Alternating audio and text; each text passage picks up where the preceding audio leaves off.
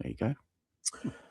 Welcome back to Tell Me Your LFC Story. So this episode is to do with Jamie from Liverpool Chat TV.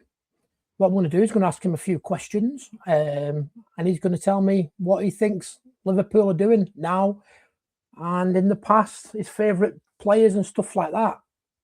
So the first question, Jamie, is can you remember how old you were and why you started supporting Liverpool? Yeah, so is a crazy story why I started supporting Liverpool, because obviously my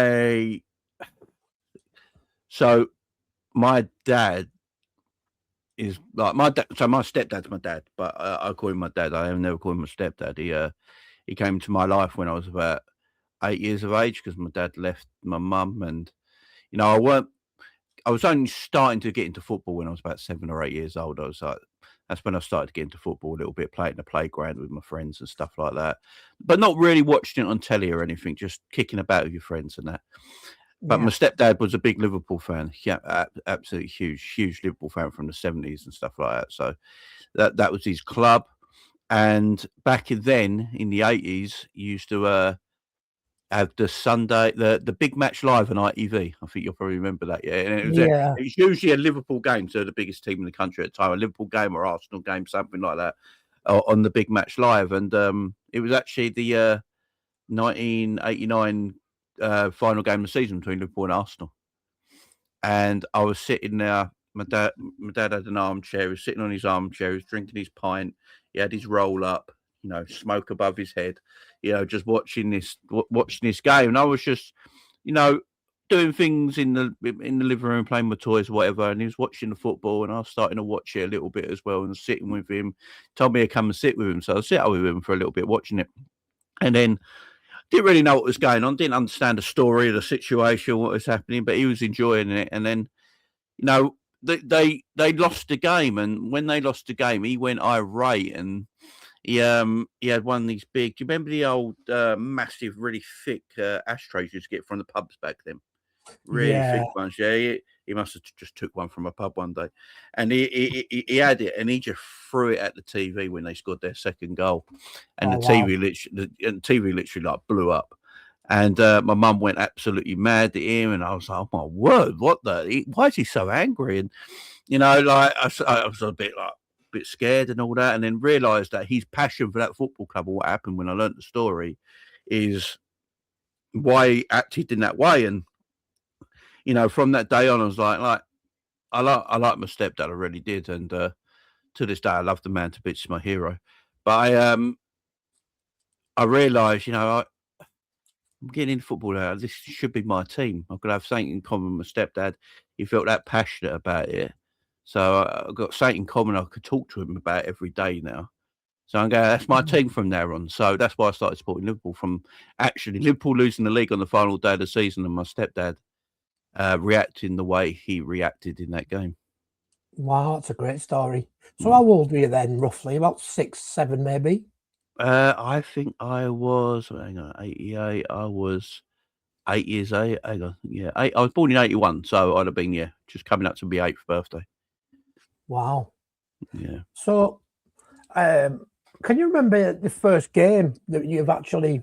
I know you said this then about your dad with the last last minute lose. Can you remember your first game though, where you became properly understood what was going on, and can you remember what the game was? Or yeah, it was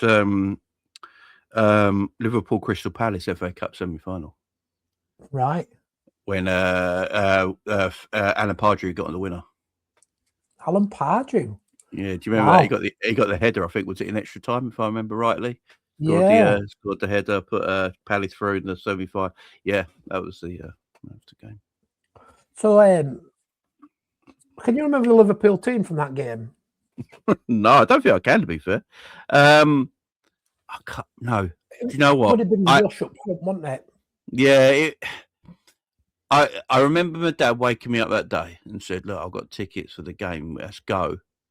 Right, and my mum's making me a packed lunch. I remember everything. Yeah, I remember all this, and we got in the buses down there and that, and the fun, just walking into the stadium, the atmosphere, the the language like in that era and all that. And I remember it all, but watching the game, like I don't particularly remember like the team or the game happening, because as a kid I was just immersed of everything and looking around the stadium and listening to the sounds and watching my dad just holding me close, you know, making sure I was safe and stuff like that. And yeah, and then obviously them scoring. I remember them scoring the winner, and you know, Palace fans going absolutely mad, and my dad just like distraught again. I'm like, and thinking I'm a bad luck charm now, you know, because like Cup '89, the semi-final. But yeah, it was part of my growing up, learning how to be a football fan. That not everything is all roses all the time. You know, you go through a lot of losses. Well, that's it. Yeah, disappointment. When I first properly started watching Liverpool, I would say it was around about in the 90s, early 90s. I can remember games like the Spice Boys and stuff like that. Yeah. I don't really remember. I mean, I've supported Liverpool since I was really young. My mum bought me my first kit when I was 3 months old. Yeah. But I never really went to many games. I watched most of my games on TV. I think my first ever game was against Leicester at Anfield. I think it was Robbie Fowler and Ian Rush that scored the goals, and we won 2-0. I think it was around about 90-something, 93, 94 maybe. But I didn't go on many games because it's so difficult to get tickets, isn't it? Yeah. It's even harder now with all the commercial stuff, and they're more interested in sponsors and all that sort of stuff. Yeah, it's impossible, isn't it? It's impossible. Unless you're going every week, it's very difficult to get tickets. Drop me pen.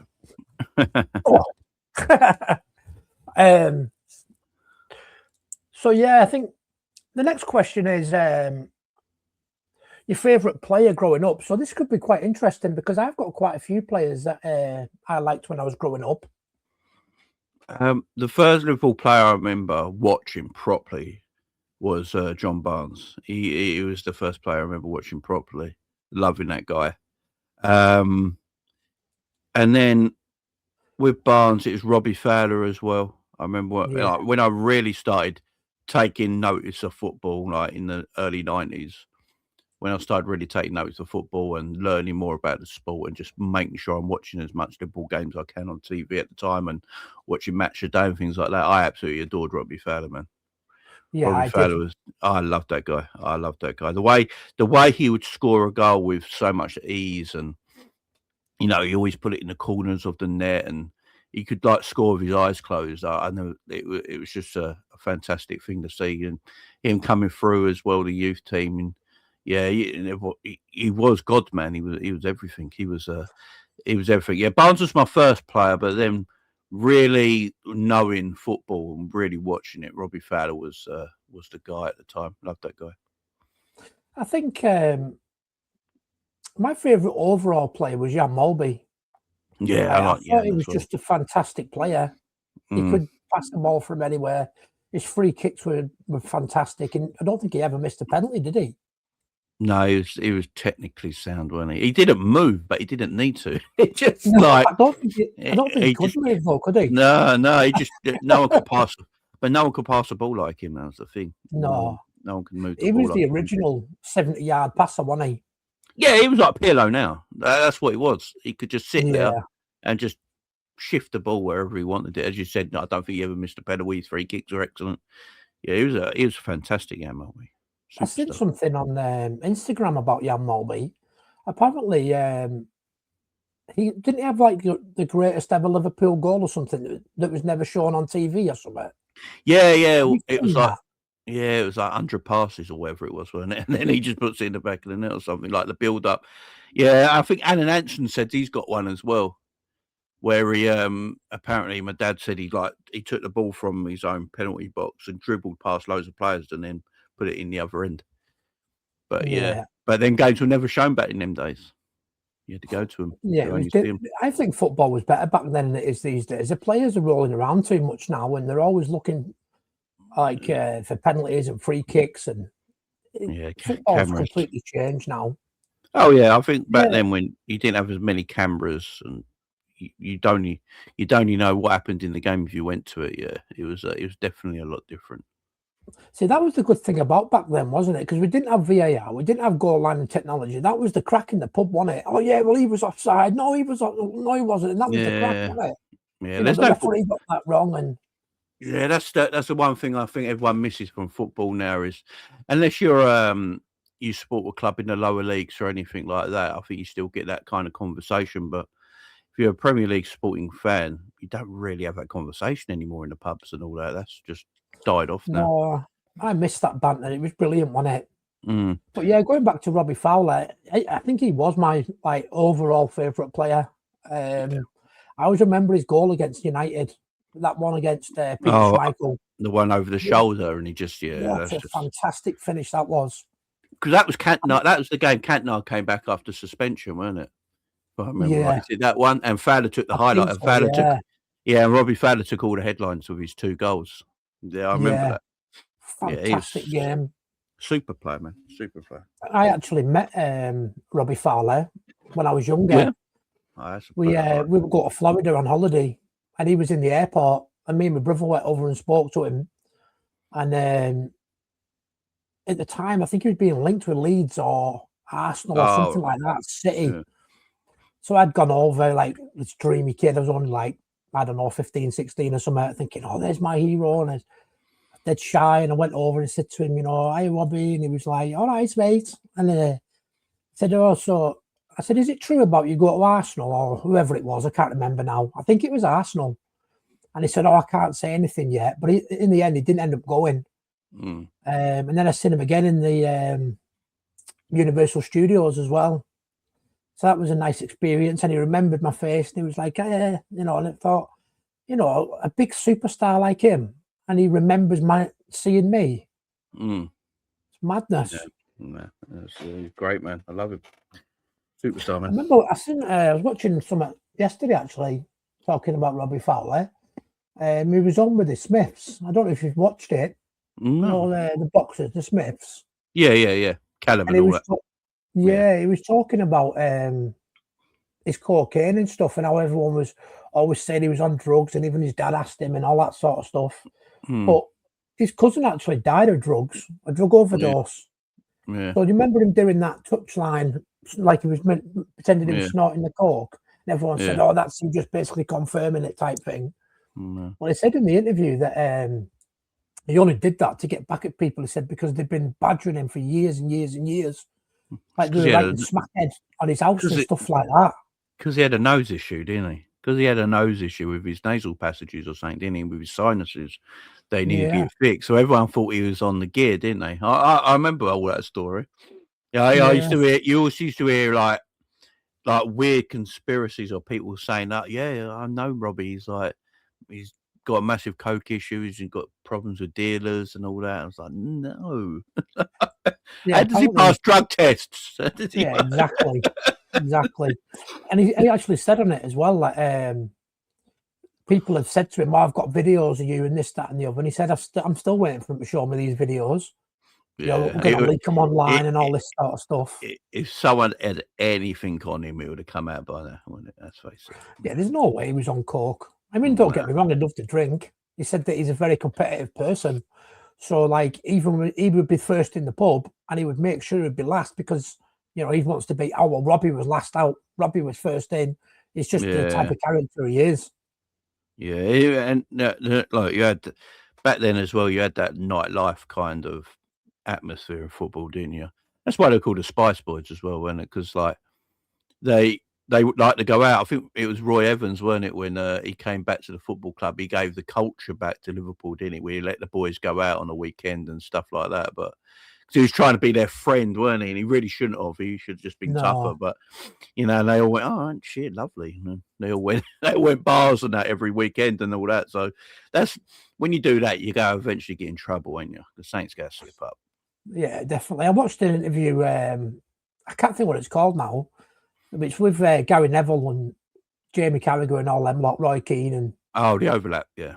Overlap, that's it. I watched the one with Barnes on that, and he was actually talking about that culture because Gary Neville said to him, you know, how did you all get away with going out all the time? We weren't allowed with Fergie. Do you think?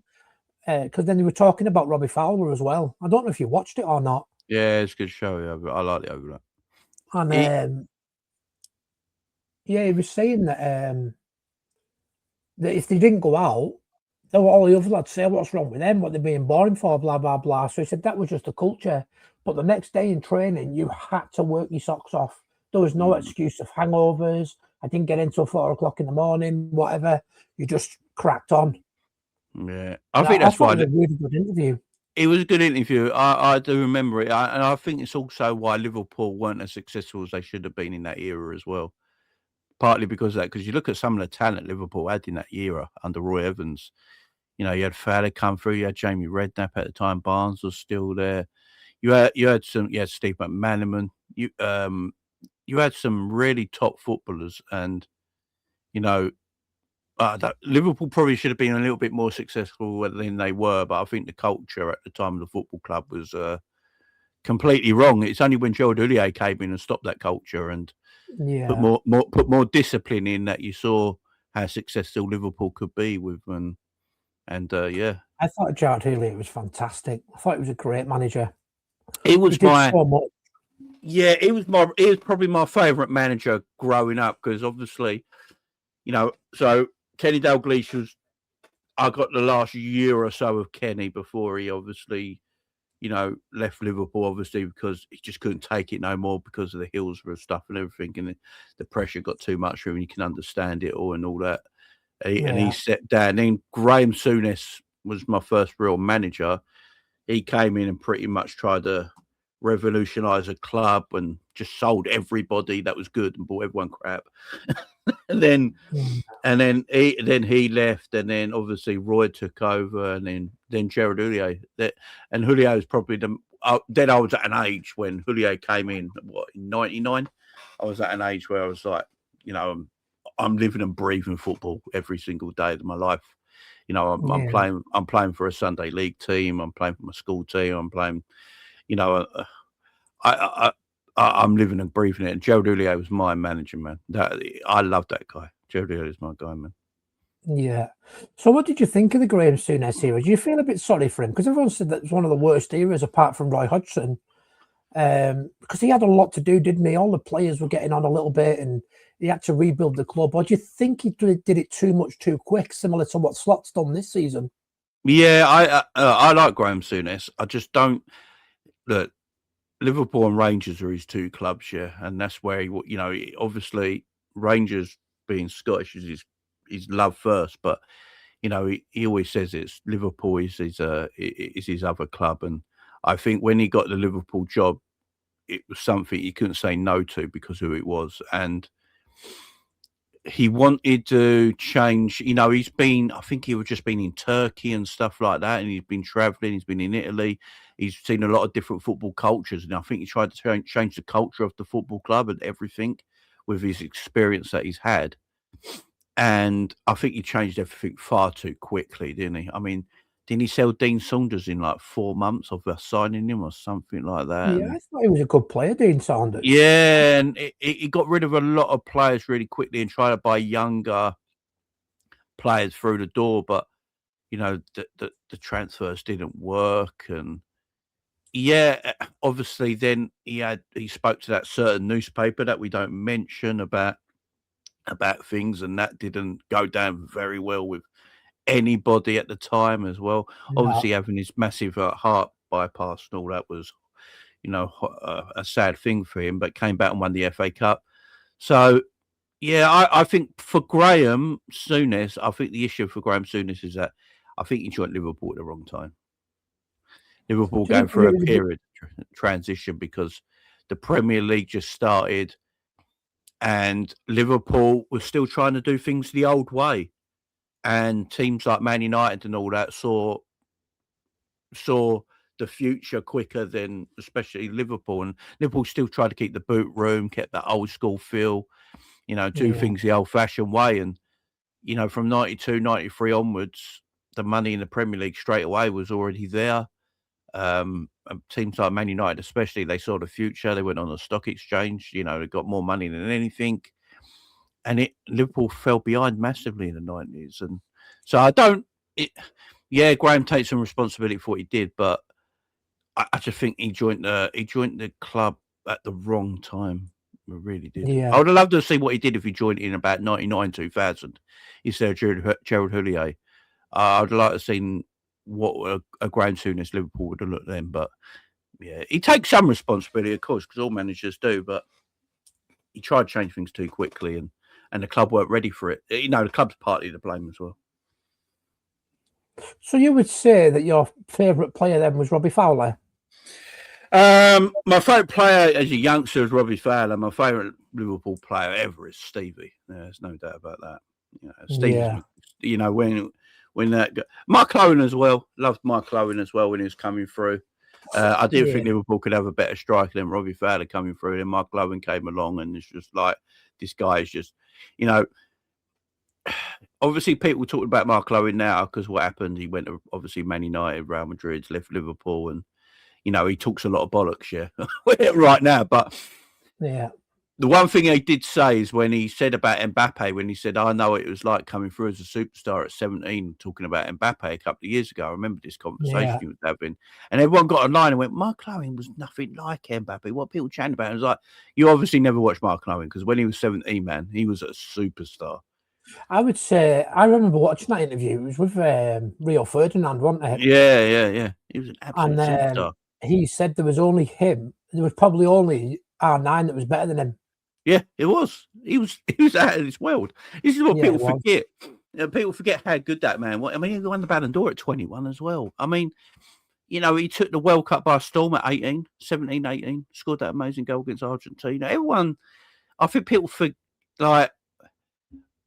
we can be a bit nostalgic. I'm very nostalgic anyway. I look back on things. I believe yesteryear is better than today. I honestly believe that. I think there was players 20 years ago that are so much better than the players of today. But people like Mark Owen and all that, they're tremendous. I think people weren't obviously born and they've seen highlights of Mark Owen and stuff like that. But a 17-year-old Mark Owen coming through just took. Yeah, he was just out of this world, man. He was out of this world. Unstoppable, wasn't he? His pace, his trickery, his finishing. What was it he said in that interview with Rio Ferdinand? Didn't he say something like, I won the Ballon d'Or with half a hamstring or something like that? Yeah. He said he weren't fully fit that year when he won it. Yeah. He said, he believes in himself. Yeah. He said, imagine if I'd have got right through my career without snapping my hamstring. He said, I'd have been now talked about as one of the best players ever in history and all this lot. I think he's quite arrogant, but I do agree with him. He was brilliant. He backs it up. Yeah, he can back it up, though. I don't mind an arrogant footballer when they can back it up. I don't mind it because, and you're right, what he says, if you look back on it, he has a right to be arrogant. He was a tremendous player. If he never had hamstring issues, I think we would have been speaking about Mark Owen. I think the world would be speaking about him in a different light. There's no doubt about that. He would have never got. If he never got injured, he would have. The goals he would have scored for England would have been mad. Harry Kane probably would have only just broken his record now, if Owen was still fit and available. So, it's a shame. It's a shame because his hamstrings did, I think, ruin a lot of his career. But if he was born in this day and age, coming through as a 17-year-old, he would be unstoppable. Because you think of you can't foul people now, the VAR situations and all that sort of stuff, the better playing surfaces. A 17-year-old Mark Owen coming through now would be unstoppable. Definitely. Yeah. Sorry, I'm just writing notes as I go along. Are you all right? He scored 60 goals in youth team level as well, didn't he, before he came through? Oh, yeah. That's unbelievable. Yeah, I remember, I think Steve McManaman and Jamie Redknapp used to talk about him all the time with the first team. So there's this kid in the youth team, guys. He's going to be superstar. I think they spoke about him, about Mark Owen and Steven Gerrard in the same way. Yeah, there were the two coming through that he said, these two coming through, you're going to take all our spots, man. Be ready. They're superstars. Yeah, definitely. So would you say Michael Owen's the best prospect to come through Liverpool then?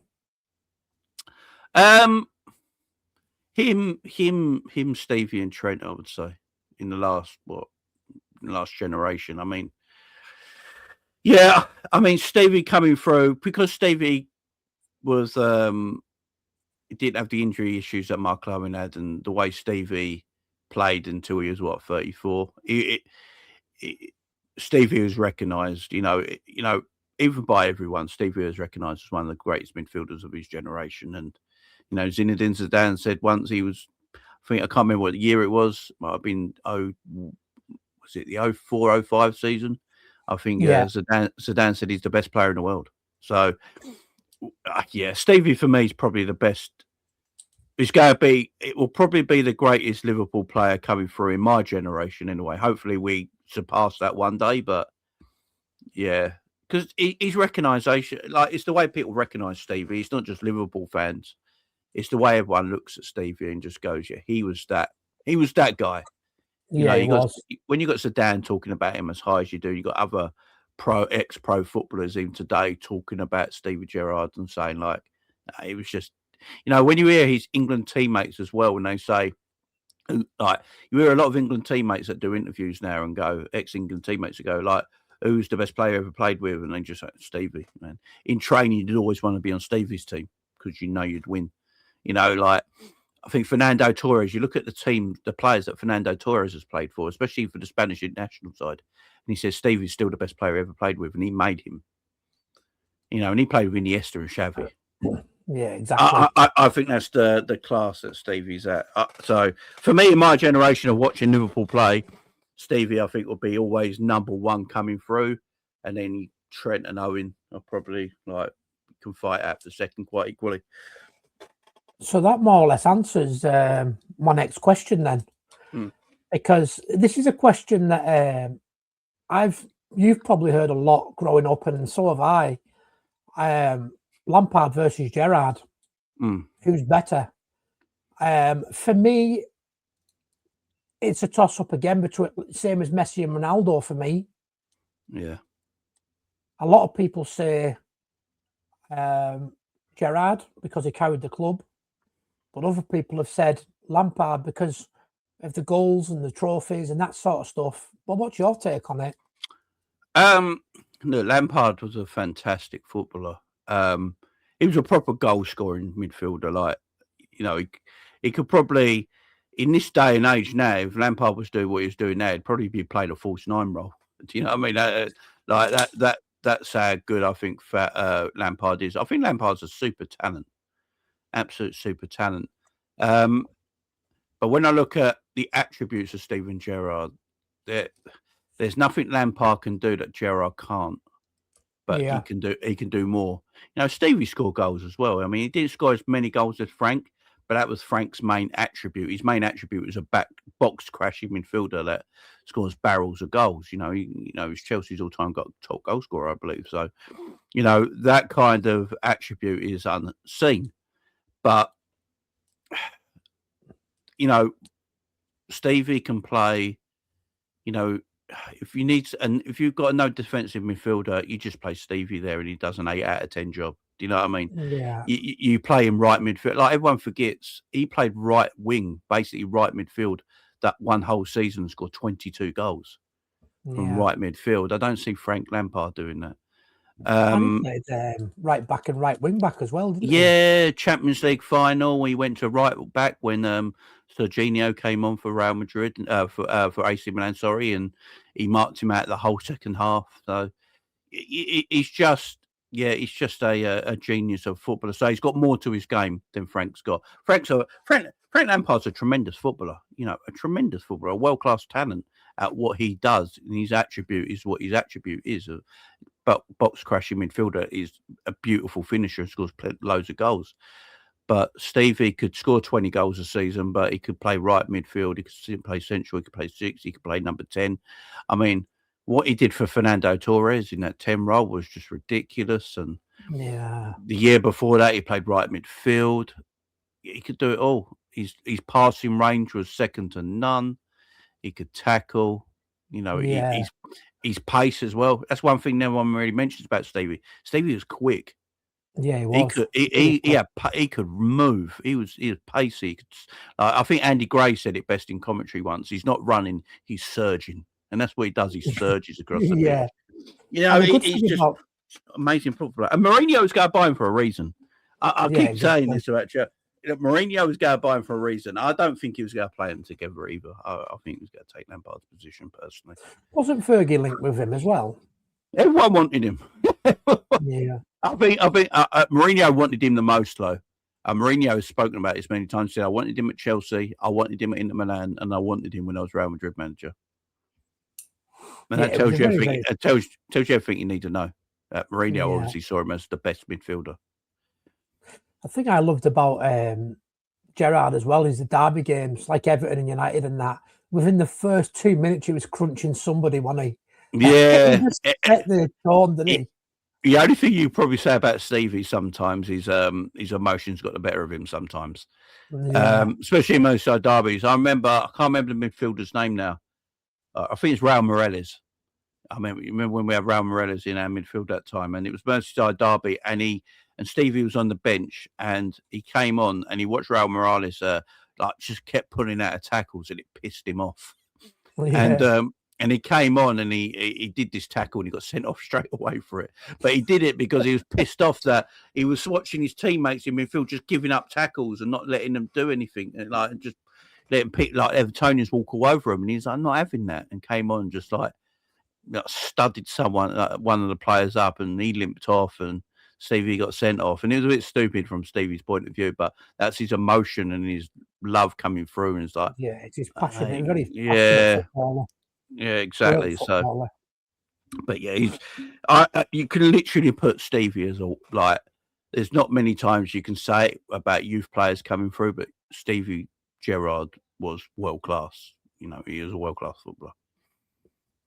So we're going for Gerrard then, huh? Gerrard over Lampard.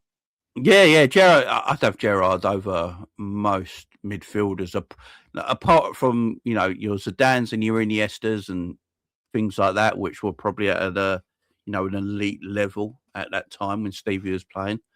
Yeah. I think they're probably the only 2 or 3 midfielders in that position that you'd literally pick over him in his time of playing football. So with Gerrard and Lampard, then why do you think they couldn't play together for England? Is it because they're too similar, or? Yeah, they're quite similar. Yeah, they're quite similar, and Frank is never going to do the defending part of the game, where Stevie will probably do the defending part of the game.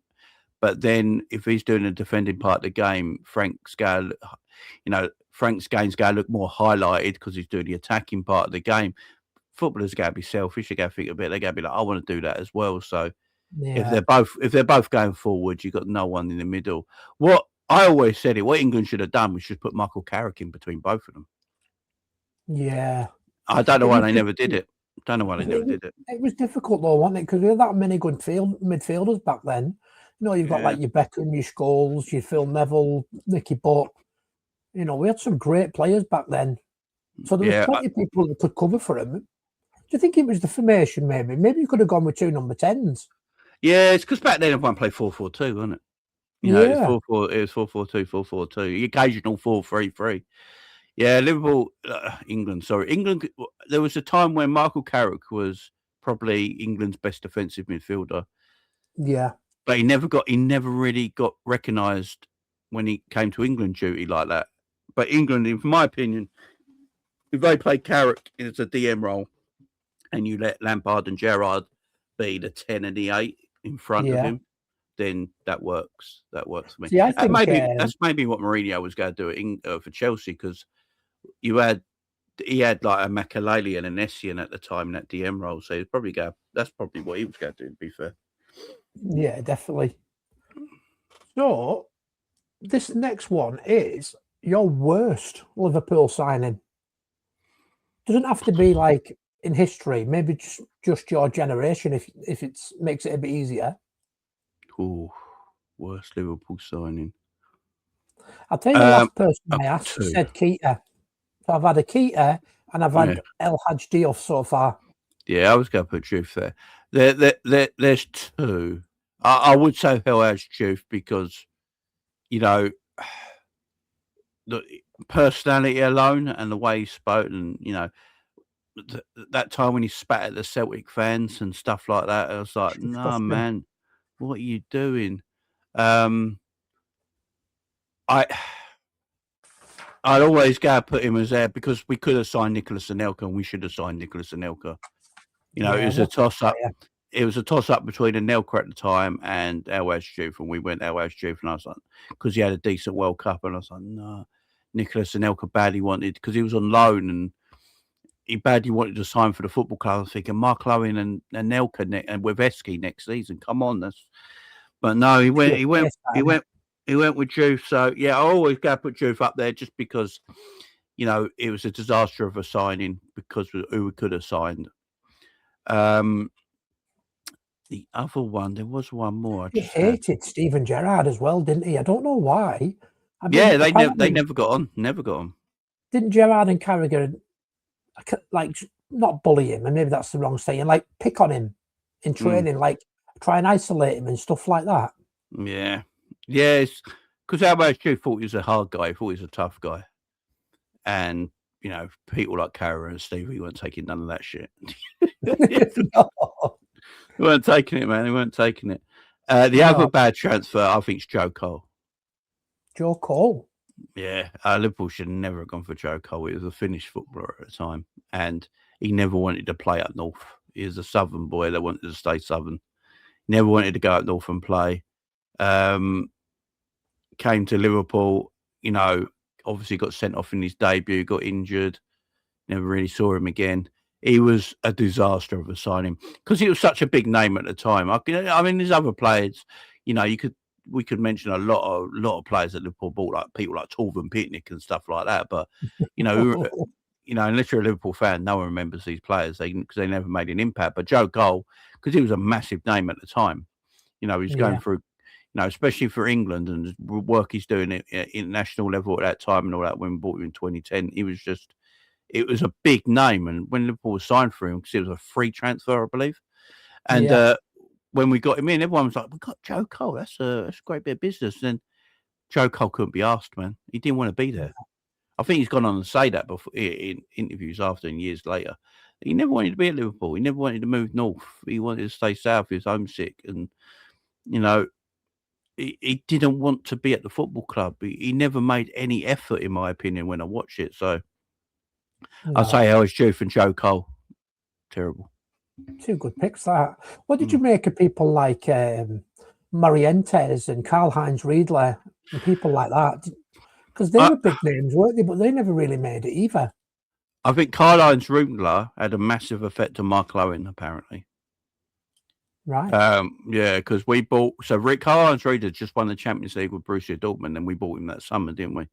And Karl-Heinz Riedler was a good player. We just bought him. He was an older guy when we got him, when he weren't the Karl-Heinz Riedler of in his absolute prime. But apparently he had a big impact on the way Mark Lowen wanted to play, because it was sort of like a similar build, similar size. You know, Riedler was actually good in the air for someone that's not that tall, and yeah, he had a good impact on Mark Lowen apparently. So yeah, I think Karl-Heinz Riedler, it was a good name. He made a little bit of an impact, but he also made an impact on quite a few players at the team at the time. So I don't mind Riedler. I don't mind Karl-Heinz Riedler. We've had some really bad strikers down the years. Sean Dundee, Eric Meyer. You know, they're just disasters, man. Absolute disasters. We have had some absolute crap. Stinkers, man. What about players under the radar? Like players that have played for us and you thought, oh, they were great then. Like for me, it'd be someone like Leonardson or Lippmann or something like that. Yeah, Lippmann, man. Yeah, what a player he was. I don't think we ever used him to. I think because of the system we had under Gerard Houllier at the time, and Lippmann, look, he was probably past his best by the time he came to Liverpool, but he still had talent. I don't think we really had the setup at Liverpool that would get the best out of Lippmann at the time. But man, I love that guy. He was a talent, man. He was a talent. Yeah, it was But real player. I don't think we used him to his best of his ability. Even though he was a lot older when we got him, but he still had ability, man. I'll tell you a player I really liked that went under the radar. That was a Liverpool player, and that's Danny Murphy. Yeah, I like Danny Murphy. I thought he was a good player.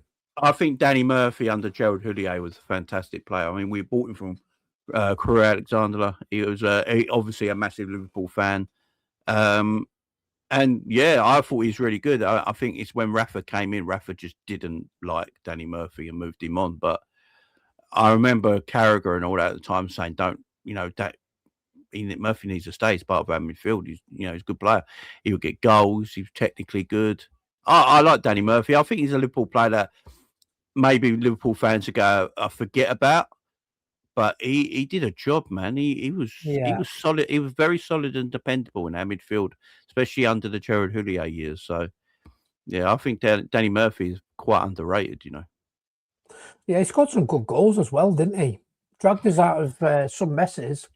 Back to back, I think he scored back to back free kicks against Man United, didn't he? At Old Trafford. Yeah. And then 1-0 wins. Yeah, and then 1-0 wins. Yeah, he's a good passer of the ball, technically quite nice, good goal scorer. Very underrated, Danny Murphy. He's a midfielder that when we talk about midfielders for Liverpool, no one brings his name up a lot because I don't think he's that sort of like sexy, fashionable player. But he did a very, very good job. He did a very good job. Did. So the next thing I've got on my list, I don't know if you want to do this now or have a think about it first, is your best Premier League Liverpool team. Ooh. Only in 11, you don't have to do subs or anything like that. So mix it up. Right, okay. That's pretty... Yeah, so my best ever Liverpool 11, if I can make a Liverpool 11 ever in Premier League era. Ooh. I think it's pretty easy. Alisson, Trent, Robbo, still for me are the best fullbacks we've ever had in the Premier League. Bigger shout out to Reece because he was a good left back as well. Yeah, but Reece was technically could play higher up the pitch. And I think he eventually did start playing left midfield as well for Benitez. So yeah, he's a good player, man. But Robbo, man, what a service of Robbo. Matip and Virgil as my centre backs. Nice. I would just have, because I don't think Hippier and Virgil would work. I love Sammy Hippier. When we talk about transfers, Sammy Hippier, man, £2.5 million from Viarm, and yeah, what a bargain he was. Yeah, great centre back. Carragher obviously as well, a great centre back for Liverpool. But Matip was special. I think Matip, because when he was playing, he was a free transfer, obviously. Klopp always liked him, but he couldn't get him for Dortmund because obviously Schalke at the time were their rival club. So when he had a chance at Liverpool to get Matip, he went and got him. Matip never got spoke about by anybody I don't know why. He was an excellent centre back, and to this day, I believe he's still Virgil's best ever centre back partner. I would agree with that. I mean, for me, for Liverpool anyway, I wouldn't say about every club, but for Liverpool, I think Matip was our first ball playing centre back. Yeah, it was. Yeah, he moved the ball. I would say. I mean, Virg tried to do it, didn't he? But Matip had started in his own box, and then he'd end up in their box, just off doing these mad little leggy giraffe runs. Yeah, Matip was excellent. Matip was fantastic. Yeah, so Virgil Matip. I'd have a little mention, obviously, for Carragher, Hippier, and Daniel Agger. I did like Daniel Agger. I think injuries unfortunately ended Daniel Agger's career early as well. But yeah, Daniel Agger was great as well. So they're like. What about Martin Skirtle? Did you like him? I didn't mind Skirtle. He gave what I appreciate about Martin Skirtle, that he gave everything he could. You saw it in the game. He gave everything he could for the club when he played. He gave 100%, which I always respect. But I always thought he was upgradable in a way. Even when he was a Liverpool player, I always thought he could upgrade on Martin Skirtle. But when he played, he gave 100%, and that's all you can ask for, So I always give Skirtle credit for that. But I would say that Skirtle was very similar to Ruddock the way he played. yeah. He was quite tough, wasn't he? He took no prisoners. No Didn't nonsense back centre out of back. anything. Yeah, I that's why thought I it was liked quite him. tough. Yeah, that's why I But think a lot of I would people agree with that. like I him. mean, my back five would have been Alisson, Trent. See, I was going to say Hippier, but now you've mentioned Matip. My back four is very much the same as yours, apart from I had Hippier instead of Matip. But now you've mentioned about Hippier and Verge being too similar. Yeah, You've changed my mind a bit there. You know, I think Matip does deserve a massive shout out. I think you bang on with that. yeah, I think Matip was fantastic, man, and you know, because he had all the attributes of today's football as well. He weren't slow. A lot of people think Matip was slow. Matip weren't slow. He just had a very long stride. Yeah, because he had such a long stride, he didn't need to move fast. So he was quicker than people give him credit for. He could win balls in the air. He could block everything. He could bring the ball out from the back, and then we got obviously the Superman in Virgil next to him. Is him and Alan Hansen will always be in discussion as the two who's the best Liverpool defender ever. It's going to always be between him and Alan Hansen. That'd be my back four. My midfield, this would be.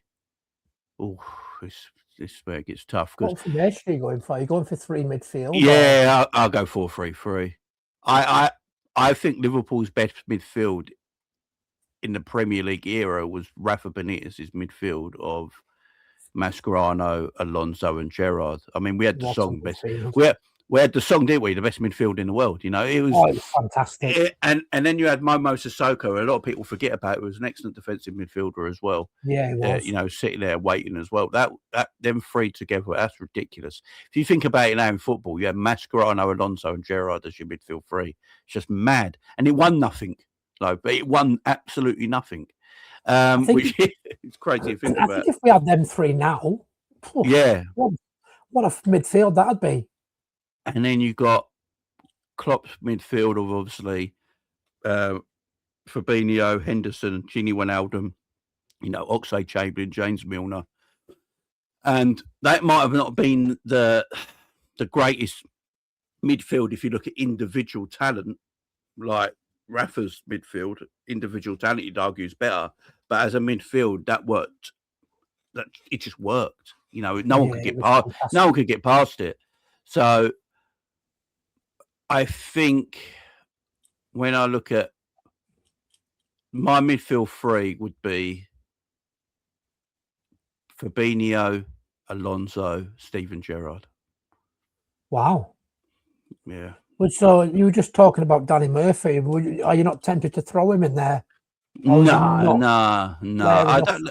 No, I mean it's a good bench option, but I don't think he makes the bench. That's the thing, you've got Mascherano there as well. Yeah. You got a Hendo there, or Gini there as well. Players we got today, Szoboszlai's, Gravenberches and all that. I think they just super beat him. But that midfield three, my Premier League greatest midfield three would definitely be Stevie, Fabinho, and Alonso. Because I think Fabinho's sitting there in that DM role. Alonso sitting next to him in a double pivot, and then Gerrard in front in a 10. Yeah, well, Gerrard actually said, didn't he, that he gives a lot of credit to Mascherano Alonso for his. Well, they freed him up. Yeah, they freed him up, didn't they? Because they just sat there in the pivot. They sat there, and I think that's what I would do with Fabinho and Alonso, sitting there in the pivot. Alonso would get a bit more freedom. Fabinho, my DM, and then Stevie, my number 10. Yeah, I think that's a great midfield. So your front three. This is going to be a difficult one, I think, for you, this one. Or have you got boom straight out? Because this is where I struggled with my team. So my midfield was the original one that you talked about, Mascherano, Alonso, and Gerrard. That was my midfield. But to pick my front three was so hard. Because I'm a massive McManaman fan. Obviously, you've got to have Salah in there. You've got your Fowlers, Torres, Michael Owen. There's so many good players to pick a front three from. And then obviously on the left, you've got bloody Mane, and we've had so many good forwards in the Premier League history, haven't we? Yeah, I think my three is quite, for me, it's quite simple. It's Salah on the right, Mane on the left, and Luis Suarez through the middle. Nice. That'd be my front three. Luis Suarez. I love Michael Owen, I love Robbie Fowler, but Luis Suarez, for me, is the greatest striker of our generation that isn't R9. I think R9 is the best striker of my generation watching football, but I think Luis Suarez is number two. You know, not a lot of fans, not Liverpool fans, but football fans. They talk about a lot of other strikers, Harry Kane's, Lewandowski's. People forget how good Luis Suarez is as just a footballer. I know, look, he's a shit human being and all that. I get all that, but as an out-and-out footballer, Jesus, he did it. Everything. Everyone forget he did it at Ajax. The goals he scored at Ajax were incredible. That's why Liverpool bought him in the first place. What he did at Liverpool, and especially the time he was there, was unreal. Then he went to Barcelona and just, absolutely smashed it with that partnership of Messi and Neymar, which was the best front three probably ever in club football. And then, at Barcelona said, all right, you're starting to get too old. He went, all right. He went to Atletico Madrid, was top goal scorer in Spain for Atletico Madrid, and won the league with them when Barcelona let him go. And then his international record, he is a phenomenal striker. I think he's got one of the highest assists as well as a striker of all time as well, not alone goals. He is unreal. And when he was at Liverpool, I'd never seen a striker like his technique, his ability. Torres was great. Owen was obviously great. Fowler was great. But Suarez just took football to a different world. And I would have loved to have seen a partnership of them. Yeah. And Mane on the left, I love Matt Manaman as well. I think Stevie Mack was a tremendous winger. But Mane was just... I think Mane is best at Liverpool at that time, was the best left winger in the world. I just think he was doing things. Mane, for me, probably it's got to be up there with one of the greatest Liverpool left wingers ever in history. Yeah, he was. Unfortunately for him, John Barnes played left wing, which Barnes is always going to get. Everyone forgets how good Barnes at left wing was. It was ridiculous. But if we're going Premier League era only, that'd be my front three: Mane, Salah, and Suarez. Yeah, I think I went with. Salah, Suarez, and Mane, the same as you. Or did I say Fowler? I can't remember now. I should write it down, really, but I've never wrote it down. Thing is, there's no real wrong answer because they're all quality footballers. So I've had people say about Salah, Bobby, and Mane as well. Yeah, everyone forgets Bobby, man. Bobby was special. Bobby, great player. I don't honestly think that Mane and Salah would have been the players they are today if it wasn't for Bobby. No, Bobby was. He gets enough credit. Well, I think that time. I remember that time when Jurgen was talking, and he said that Bobby came to him once and was concerned that he weren't scoring enough goals. And Jurgen went to him, "You don't need to score a goal all season because the role in this team that you make is the reason Liverpool is successful." Exactly. So, and then from that thing, Bobby relaxed his game, and because he relaxed his game, he actually did start scoring a shitload of goals. People forget Bobby scored goals. He scored a lot of goals. He just weren't goals as well. Yeah, but he just weren't there to be the main goal scorer. The main goal scorer was Mane and Mo, but he did score a lot of goals, and his technical ability, he was probably, as a footballer, technically better than both of them on the wings. There's no doubt about it. He's a superb talent, but I just feel like Luis Suarez in my team is guaranteed 25 to 30 goals with him as a striker. So you got to go. I was gutted when he left. I'd love to have seen him and Torres together because that was the plan, wasn't it, originally? Yeah, because they were together for about 2 days, weren't they? And then Torres left. So it was a shame because that was the plan. Imagine our team with them two up front. Yeah, unbelievable. Yeah, you know, it's mad. We obviously bought Andy Carroll for more money than we bought Luis Suarez. That shows you how mad transfers That work. is madness.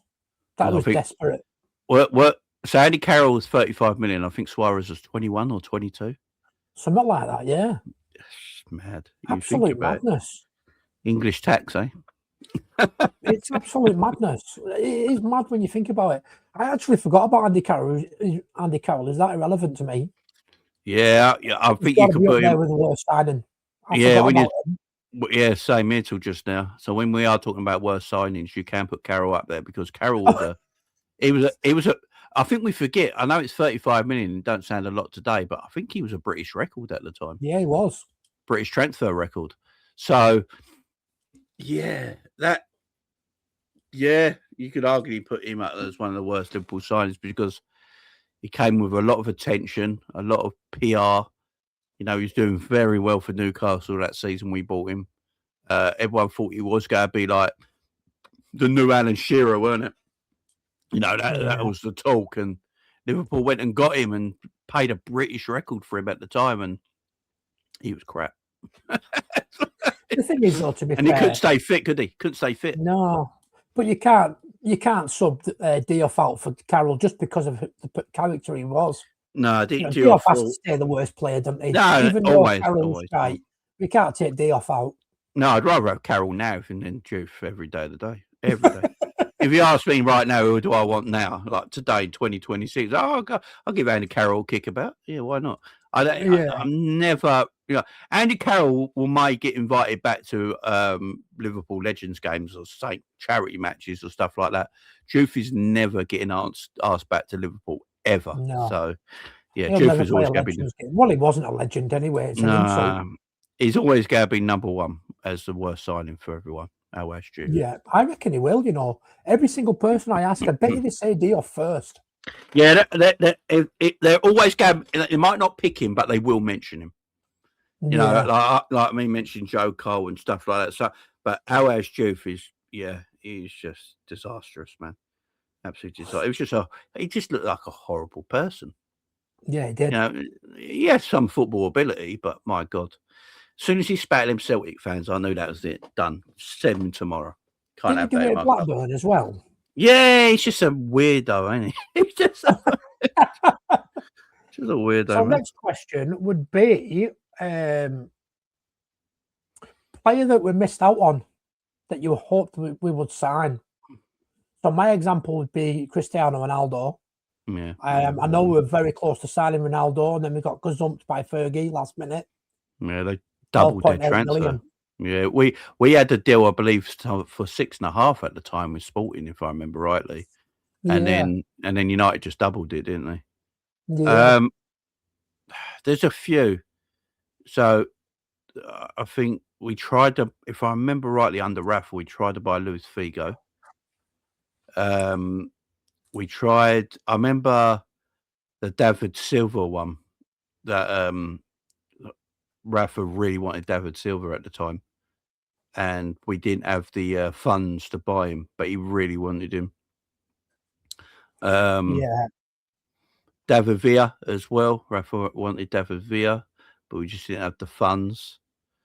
Obviously, the Gareth Barry situation, which I think everyone gets a bit wrong now. Everyone thinks that Rafa wanted to sell Alonso by Gareth Barry, but I think Rafa on the overlap made that pretty clear that that wasn't the case. He wanted to keep Alonso and have Gareth Barry, but the board wouldn't give him the money to go and buy him. So, and people might think Gareth Barry, but Gareth Barry back then was a very good player, and you playing him with the midfield that we had, I think Gareth Barry helps massively. So, yeah, there's been a few, especially in the Rafa era. Rafa, yeah, he wanted quite a few players, and they just said no to him. You know, like we ain't got the budget. Very interesting in Gareth Bale as well. I think so. When he was at Southampton. I think he would have been a good player for us, wouldn't he? Yeah, well, it's interesting a lot. But the David Silva one is the one where Liverpool were going. Rafa went all out on him. He was scouting him and everything, and he wanted him badly, but the board just didn't have the funds to make that transfer happen. And then obviously you got the Nabil Fekir situation, which, you know, basically wearing a Liverpool shirt and doing an interview on Liverpool TV, and then because the deal in the last minute, and then you hear all these conspiracy theories about his brothers decided that who was his agent wanted more money when they saw the contract that he saw, because apparently he signed a contract without them. Then they saw the contract and they were like, no, he needs more money, and then Liverpool cancelled the deal. And then the other news, the reason Liverpool cancelled the deal is because Alisson Becker became available and they didn't have enough money, but they wanted Alisson Becker, so they cancelled the deal for Fekir and went and got Alisson Becker. So, look, if you're asking me, Liverpool did the right thing, cancelled the deal to get Alisson Becker, but it's a shame we didn't have money for both at the time. But yeah, I think a modern day one for me it's got to be Mark Gahey. I mean, how close was that? Yeah, Mark Gahey. An hour out here before the end of deadline, and Palace pulled it. He'd done all the media and everything. It's a weird one. He's a massive miss for me, I think. Yeah, Mark Gahey would have been excellent for Liverpool. It's weird, ain't it?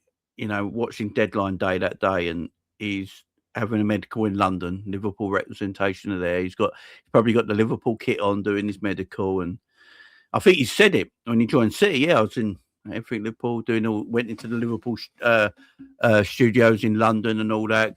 Doing medicals in the hospitals and all that with the Liverpool staff, and then they pulled it in last minute because the manager just said, if you sell him now, I'm leaving the football club.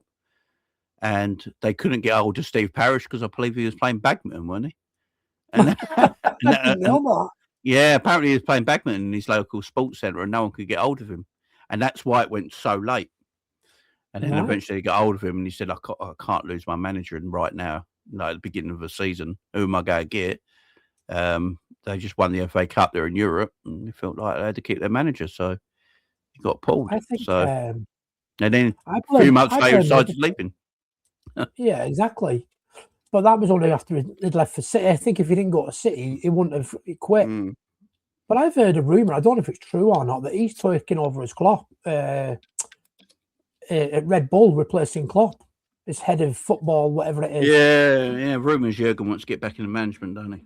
I don't know how true that is, but we'll discuss that a bit further because I've got a question about Klopp for you. What was I going to say? Yeah, he apparently done all his media and everything. I was gutted when that fell through. But I blame Liverpool because they didn't do it early enough. They left it last minute, didn't they? Yeah, they tried to play a game. Look, you can understand. I can understand what they were doing. They had a price they wanted to pay for a player that had 1 year left on their deal. And they probably valued Mark Gahey as 50 million anyway. They probably look at Mark Gahey and went, he's a 50 million pound centre back with 4 years on his contract. He's a 50 million pound centre back. Palace apparently wanted 50 million for him with 1 year left on his deal. Liverpool going, no, we want 35 for him with 1 year left on his deal. And they played a cat and mouse game all the way to the last minute, and Liverpool thought they won. And look, if they did get over the line, then we're probably congratulating Liverpool for sticking it out there and winning eventually and getting him for the price they wanted to get him for. Because they didn't get him, then we got to say, look at it and go, right, if you've just paid 40 million for him 3 weeks before this, Palace would have had time to get a replacement. And, well, Palace's replacement was that he went to West Ham instead, didn't he, from Brighton? Yeah. Yeah, he was the one they were trying to get. And if they got him through, we probably would have got Mark Gahey. But he decided to go to West Ham instead. Is it Tadibo or something like that? Yeah, I can't quite remember his name now. And, yeah, he went to West Ham instead, and we didn't get our guy. So, yeah, look, at the end of the day, Liverpool, you got to blame the club for it because the club wanted a player and they left it to the last minute where they should have just gone, you know what, F it. We'll just give you 40 million 3 weeks ago, get the deal done, and then Palace should have had 3 weeks to find a centre back, and it wouldn't have been a problem. So yeah, you got to blame Liverpool for it because they thought they were being clever, and at the end of the day, they weren't, and got gazumped. Yeah, exactly. And apparently, City are paying him a hell of a lot more money now as well. Yeah, Liverpool weren't going to pay him what City are paying him. No. He would have accepted already the terms that Liverpool gave him, and it wouldn't have been what City are giving him now. So, yeah, it's even more pees you off. But it is what it is. You move on in life, don't you? Yeah. Right. So, next question. This isn't an interesting one for me to get your take on this. How did you feel when Jurgen Klopp announced he was leaving Liverpool? And can you remember where you were and what you were doing? Yeah, I just woke up. I literally just woke up and I looked at my phone and I got all these tweets and all that, and people were DMing me and all that. You seen the news, Jay, and I looked at it and I was like, "Oh my, what? No, this can't be true." And like, yeah, that it was crazy, absolutely crazy. Then obviously it hit live on Sky. There was an interview and he spoke about the reasons why he's leaving. I was like, "My word, what?" You know, I get. Everyone who watches me knows I'm quite a very emotional, passionate Liverpool fan. So, you know, I see things, and when people are doing good, they do good. When people are doing bad, they're doing bad. You know, I weren't particularly happy the way the year before the way Jurgen was doing things at Liverpool. And I called him out for it in some certain parts, and I get criticised a lot for it and all that. But it's just my passion, and when I see people doing things badly, like, you should speak about it. Even if it is a legendary manager at the time, I don't think there's anything wrong with that. You can speak about it. You can look at things in all aspects, you know, not just one person. You throw everything into the mix. You talk about a manager, you talk about players, you talk about the ownership, and you have a fair talk about it. I don't think no matter if you who that person is, they're always 100% correct. And like, Jurgen's never always going to be 100% right, but Jurgen had all the love and backing, and rightly so, because he's an elite level manager. But at that time, I weren't, you know, I was like, peeing me off a little bit in parts, and I spoke about it quite evidently on my show a lot of the time. But I never wanted him to leave my football club. You know, I love Jurgen, man. And Jurgen gave me the best times ever as a Liverpool fan. And, you know, in this era of football now, you know, Jurgen is as an elite as a coach as there is out there right now. You know, we should never have won a League Cup final against Chelsea with kids. You know what I mean? The only coach who could do that is a Jurgen Klopp at the time. He's the only coach who could do that. And when he decided he was leaving, we was all heartbroken. I didn't want him to go, man. I was peed off with him here and there about some tactical stuff and all that. I think he could do better at and things like that. But I never wanted him to leave. And then when we found out he was leaving, it was like, Jesus wept. And then obviously we finished the season. Now we finished it that year. I believe him leaving impacted our title run that season. Because I think emotions took over everything at our football club, including the players and the fans. And I think that emotion took us high to start with. And I think we went on a winning run, started winning game after game after game after game after game. We was like, we're doing it for Jurgen. But then that emotion wore off a little bit, and we couldn't fight back. You know, I win it for Jurgen, let's fight back. And we just couldn't do it towards the end of the season, and we fell off a little bit. And I think that, you know, all that is due to that build up of passion and emotion that they just couldn't get over the line in the end, because, you know, it can only take you so far. And Liverpool had some injury concerns and didn't have a big enough squad to get Jurgen over the line and win them last few games and win trophies and that. So he won the League Cup. I think we went out Atlanta, didn't we, in the semi-final? Was it semi-final of the Europa League, and finished third that season. Just started falling off at the end. But yeah, that's just emotion and pain and passion that just, you know, can only take you so far. And unfortunately, the rest of the squad weren't fit and good enough to set Jurgen off as a title-winning manager, which would have been a beautiful thing. But look, Jurgen decided he wanted to leave. He said his excuses why he wanted to leave.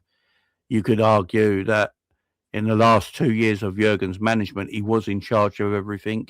He was the manager, he was the coach, he was the sporting director, he was everything at the club. He had too much power, and that's not Jurgen's. That's not Jurgen's fault. That's the club's fault. They should never allow a manager to have that much power. They gave him a lot of responsibility, obviously, because he's Jurgen Klopp, and Jurgen deserves that responsibility. But I don't. You got to still help him out at the same time. You know, you got to go, look, you got too much pressure on your plate right now. That's ease that pressure a little bit and do this and that, and that might have helped him stay. But look, he stayed 9 years, so he didn't. And he did a world-class job. He's a world-class manager, and you know he's a great human being. He's a great speaker. He's a great, you know, he's just one of them managers who understands, who comes to a football club, no matter what football club it is, Mainz, Dortmund, Liverpool. He understands the culture of that club straight away. He understands the people. He understands the city. He wants to put his whole arm around every single person, and then you just feel you feel loved. And the players and the fans, they'd all run for a brick wall for him, and he's just that special. And unfortunately, we don't have that now. Obviously, you know, people would rather run in front of a car now. But that's the difference to what we have now. So yeah, Jurgen's just a special man. He's just a special man. I remember when COVID hit, and he's talking about COVID and to people to stay safe and all that, and he's talking about the politics behind certain things and all that, and you know, and you listen to him, you're like, he's a good political talker as well. Like he's just got something about him where he speaks, you listen, and I love Jurgen, man. I love the guy. Very, very similar to Bill Shankly, weren't they? The way that's what everyone says. He's modern day Shanks. That's what everyone says, ain't he? Yeah. Modern day Shanks. See, I think as well, I think the Bellingham deal pushed him over the edge because he flew his family over, didn't he? And put him in a hotel, and him and his brother were both going to sign for Liverpool, and his dad was going to be a scout, and then the owners pulled the plug. I think that was the last straw. I think Jurgen, like every manager, doesn't always get the players that they want. I mean, that's just history. No matter what club you play for, managers don't always get everyone they always want desperately, and you know, for whatever reason it is. But I think with Jurgen, he finally thought, you know, just give me this guy. This is just the guy I want. Like all the service I've gave the football club, everything I've put through at this football club, the success we had. You know, through my success at this football club, we've improved Anfield and made it bigger. We've got brand new training grounds and all that. That's come through the success that I've given the club. Yeah. And he thought, just give me this guy, you know, just give me this guy, right? And when it didn't go through, I think it broke him a little bit. And then when a lot of his leaders and soldiers decided they wanted to go and their time was up, like your Hendos, your Fabinhos, you know, Milners and stuff like that, when they decided their time was up as well and they needed to go, I think that broke him as well. And you know, we had to rebuild our midfield that season, and we did, but there was no, and that's the thing. So the club always come out and say, look, yeah, you want Bellingham, he's going to cost 100 million, but we need to rebuild our midfield. Hendo's leaving, Fabinho's leaving. We can't afford to rebuild it if we only buy Jude. That was their excuse. So, but then, you know, the following summer, you know, Liverpool have a £450 million summer. So it's. I feel for Jurgen on that one, and I can understand if that is the thing that the straw that broke the camel's back for Jurgen was that deal, and you can understand it. You can understand it, no doubt about it. Yeah, I mean, for me as well, all we'd heard, it was, well, for about 2 summers, wasn't it? We're not buying because we're saving up to get Jude Bellingham. Jude Bellingham's definitely going to sign for Liverpool. And then you pulled the plug. That's what makes me think, because he'd been promised Bellingham for like 2 summers or something, hadn't he? Yeah, I think he understood it. Because, look, Slot mentions it now, the way Liverpool work. Jurgen obviously knew better than anyone how Liverpool worked, and they're all happy with it. I don't think Klopp was ever unhappy about the way Liverpool did business and they worked in football. He probably admired it a little bit and actually liked that kind of way. He'd obviously like a little bit more money given to him to do things, but I don't think he was totally unhappy with it. Otherwise, he wouldn't stay for so long. But he probably thought, right, I understand it. If we're not going to buy anyone because you're letting me have Jude the following year, okay, I get it. I work with what I've got. We've still got a super talented team. We'll work with what I've got, right? But as long as that promise goes through and you can get me Jude the following year, let's do it. And then when it came to that year and they told him, look, yeah, I know we said, but we can't do it now because we need to rebuild this whole midfield. Then, yeah, he probably like, oh, God. Because he mentions it, don't it? He mentioned it the day he knew he was leaving was in November, I believe, when he said they were having a meeting about transfers for the following summer, and that's when he knew, like, I've got to go now. I've got to go. Yeah, it's madness, absolute madness. And then Liverpool 2 summers later have the biggest summer of their lives and break record after record. And he's probably looking at it. He probably looked at it last summer and went, "Hang on, hang on." So you're telling me, yeah, all right, the summer he left, obviously, we didn't buy anyone. We only bought Chiesa. We tried to buy, obviously, Zubimendi, but that deal didn't go through. But we didn't buy anyone. Then the summer after that, last summer, we go and buy, this summer just gone, we spent 450 million by Wirtz, by Isaacs, by Frimpongs, by Kirkes, by Ekatikas. And he's probably sitting there going, whoa. Like, it's like, I could have had them players. Especially like, could you imagine a Liverpool Jurgen Klopp team with an Isaac, a Kirkes? Because a Wirtz who would love, it'd do absolutely amazing with them, But yeah, it's just, I think Liverpool, unfortunately for Jurgen as well, because the way FSG run a football club and the way they do business, because Liverpool financially now, in the next few years, probably can afford to do better business than they've ever done before going forward, because we pay bigger contracts now as well. The rumors are TK came in straight on around 200 grand, Wirtz on 200 grand. I don't know why, but apparently Cody Gakpo's on 250. Give him Mo Salah 400 grand, Virgil 350, 400 grand. So Liverpool financially now, the way FSG run a football club, are at a position where they can financially afford to do these things now. But when Jurgen was manager, Liverpool weren't in that financial state where they could do what Slot is getting the luck that he can do. And that's why a lot of Liverpool fans are unhappy and not liking Slot right now, because he's more in Slot has been in more of a privileged position right now financially than Jurgen ever was. Yeah, definitely. But the commercial side of it's a lot better now as well, though, isn't it? When Klopp was there. We made more revenue than any English team ever, 703 million. That's mental, isn't it? I believe only Bayern Munich, Real Madrid and Barcelona, ain't it, have made more revenue than us. I mean, it's crazy. Liverpool are a money-making machine now. The revenue's going through and through and through. We make very small profits, which show why the FSG way is needing Champions League every single year, because we don't make big profits because we put a lot of incentives on a lot of our stuff to be successful.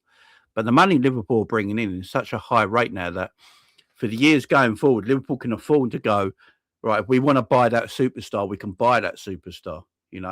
Where in previous years we couldn't do it. But now, because of our commercial success, Liverpool are in a nice financial position where I think if there's a superstar player out there that's going to be a record, Liverpool can financially fund that now, where they couldn't in previous years. Got a massive this year's thingy. Wasn't the wage bill something like 420 million or something like that? Yeah, because they put so many incentives on everything, and we count our wage bill, not just players, it's everyone at Liverpool, ain't it? Like everybody at Liverpool, our wage bill, but everyone gets incentives on their wages, so everyone's bonuses would have been massive this year because of the Premier League win. So, there's already rumours. I think that Salah gets around 750 grand a week anyway with bonuses. Wow. He gets 400 from the football club, like straight up, and then obviously he gets sponsorship deal and bonuses on top of that. It probably takes him close to around that 750 mark apparently. So That's madness, isn't it? With the bonus of the title win, you're probably looking at $1 million now. Virgil getting 400 grand a week. You put a bonus on for winning the Premier League there. You're probably looking at 700 grand there. So it all works up. It builds up. But that's how Liverpool roll. That's how FSG roll. They put incentives on everything to put encouragement there to you to win these things. But what we're doing now, we are giving out bigger contracts. We signed Florian Wirtz. The money we pay for him, 115 million or whatever it is, he's going to be on around 190, 200 grand a week. Yeah. FSG couldn't have done that in Klopp's era. It just wouldn't have happened. Couldn't have done it. Now they financially can. Alexander Isak, British record that probably will never be bright. I'll be 125 million. I'll be surprised if a British record is paid more than that for Alexander Isak anytime soon. So he's not going to. He's going to be coming in probably around 190, 200 odd grand a week easy. So that's where Liverpool are financially now. They can financially fund these transfers and contracts right now, where unfortunately in Jurgen's time, it just weren't happening.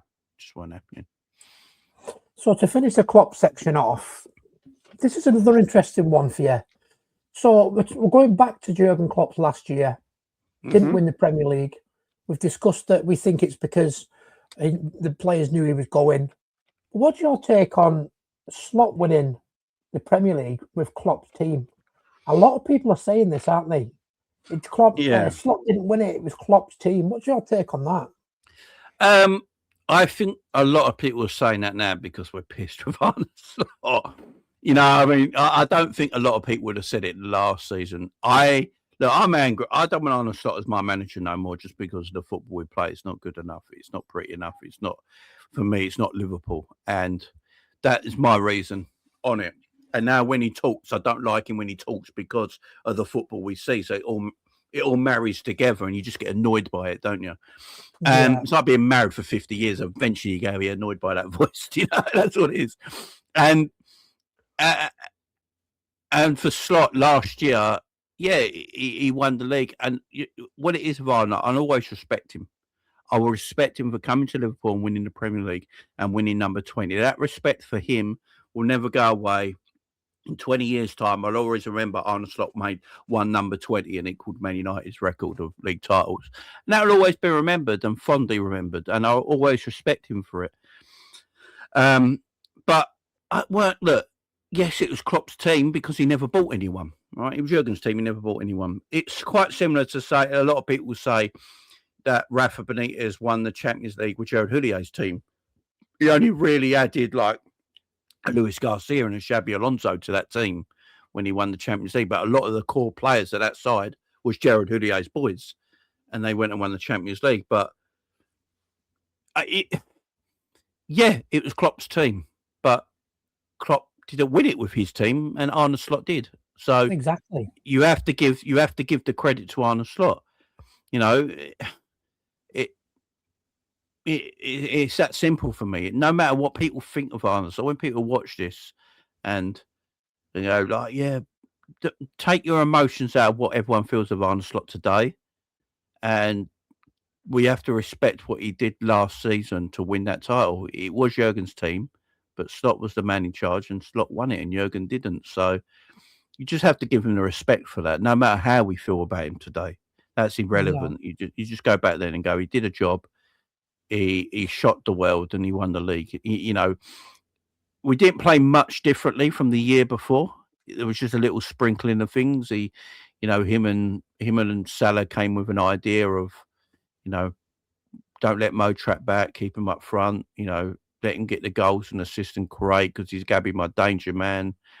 Use Szoboszlai in this certain way where he's my anchor on the right-hand side and does all the running for Trent and Mo. And so he did a little sprinkling of stuff, yeah. But he pretty much kept it how Klopp played the year before. And also, Gravenberch, Szoboszlai and McAllister all had an extra year. So they're not new anymore. They've had that extra year at the football club. Yeah. They're bedded in now, So Klopp was bedded in them in the year before. Now they're fully bedded in, and Slot had the advantage of that as well. So yeah, you got to respect the guy. You got to respect anyone who wins anything. So yeah, irrelevant what we all think of Arne Slot today, what he did last season and win the league, you have to just respect him for it. And he won it, even if it is Klopp's team. At the end of the day, it was Arne Slot who was the manager. Exactly. See what a lot of people said as well, that I've read online and fan sites and stuff like that. They said that they don't want to judge Arne Slot until he brings his own players in. And that leads us into the next question. So for me, I don't think we've progressed since we mathematically won the title last season. I think the downfall started from there. Yeah. Was it 8 games, 7 games to go? And we didn't win many games after that, did we? No. Nope. I think the downfalls come from there. And I think it's continued this season. I agree. I totally agree. Yeah, as soon as we won the title mathematically, it was done. And, the thing I look back on it now in perspective. Obviously, I was laughing and joking about it at the time because it was all gassed up winning the league. But then going on partying after we won the league, going to Ibiza and Dubai in the middle of the season. When you look back at it now, when we looked at it at the time, we was all gassed up because we won the league and we didn't care and all that. But it really, looking back on it, it was irresponsible. It was irresponsible, and saying Jurgen would have never have done it, right? Jurgen would never have done that. He would have said, "Wait till the season's finished, have your party then." But we partied then, and what you do then, if that happens, you lose a little bit of discipline in your team. You lose a little bit of discipline because our manager's a good man. Let's just go and party when like middle of seasons and stuff. So you lose a little bit of discipline, and then that goes into pre-season. And now I said it when I did pre-season. I did the whole of pre-season, and I was like, we don't look fit. We don't look fit at all. We struggled through pre-season. We got all these new players in that we had to bed in, and we didn't look fit. And we are playing.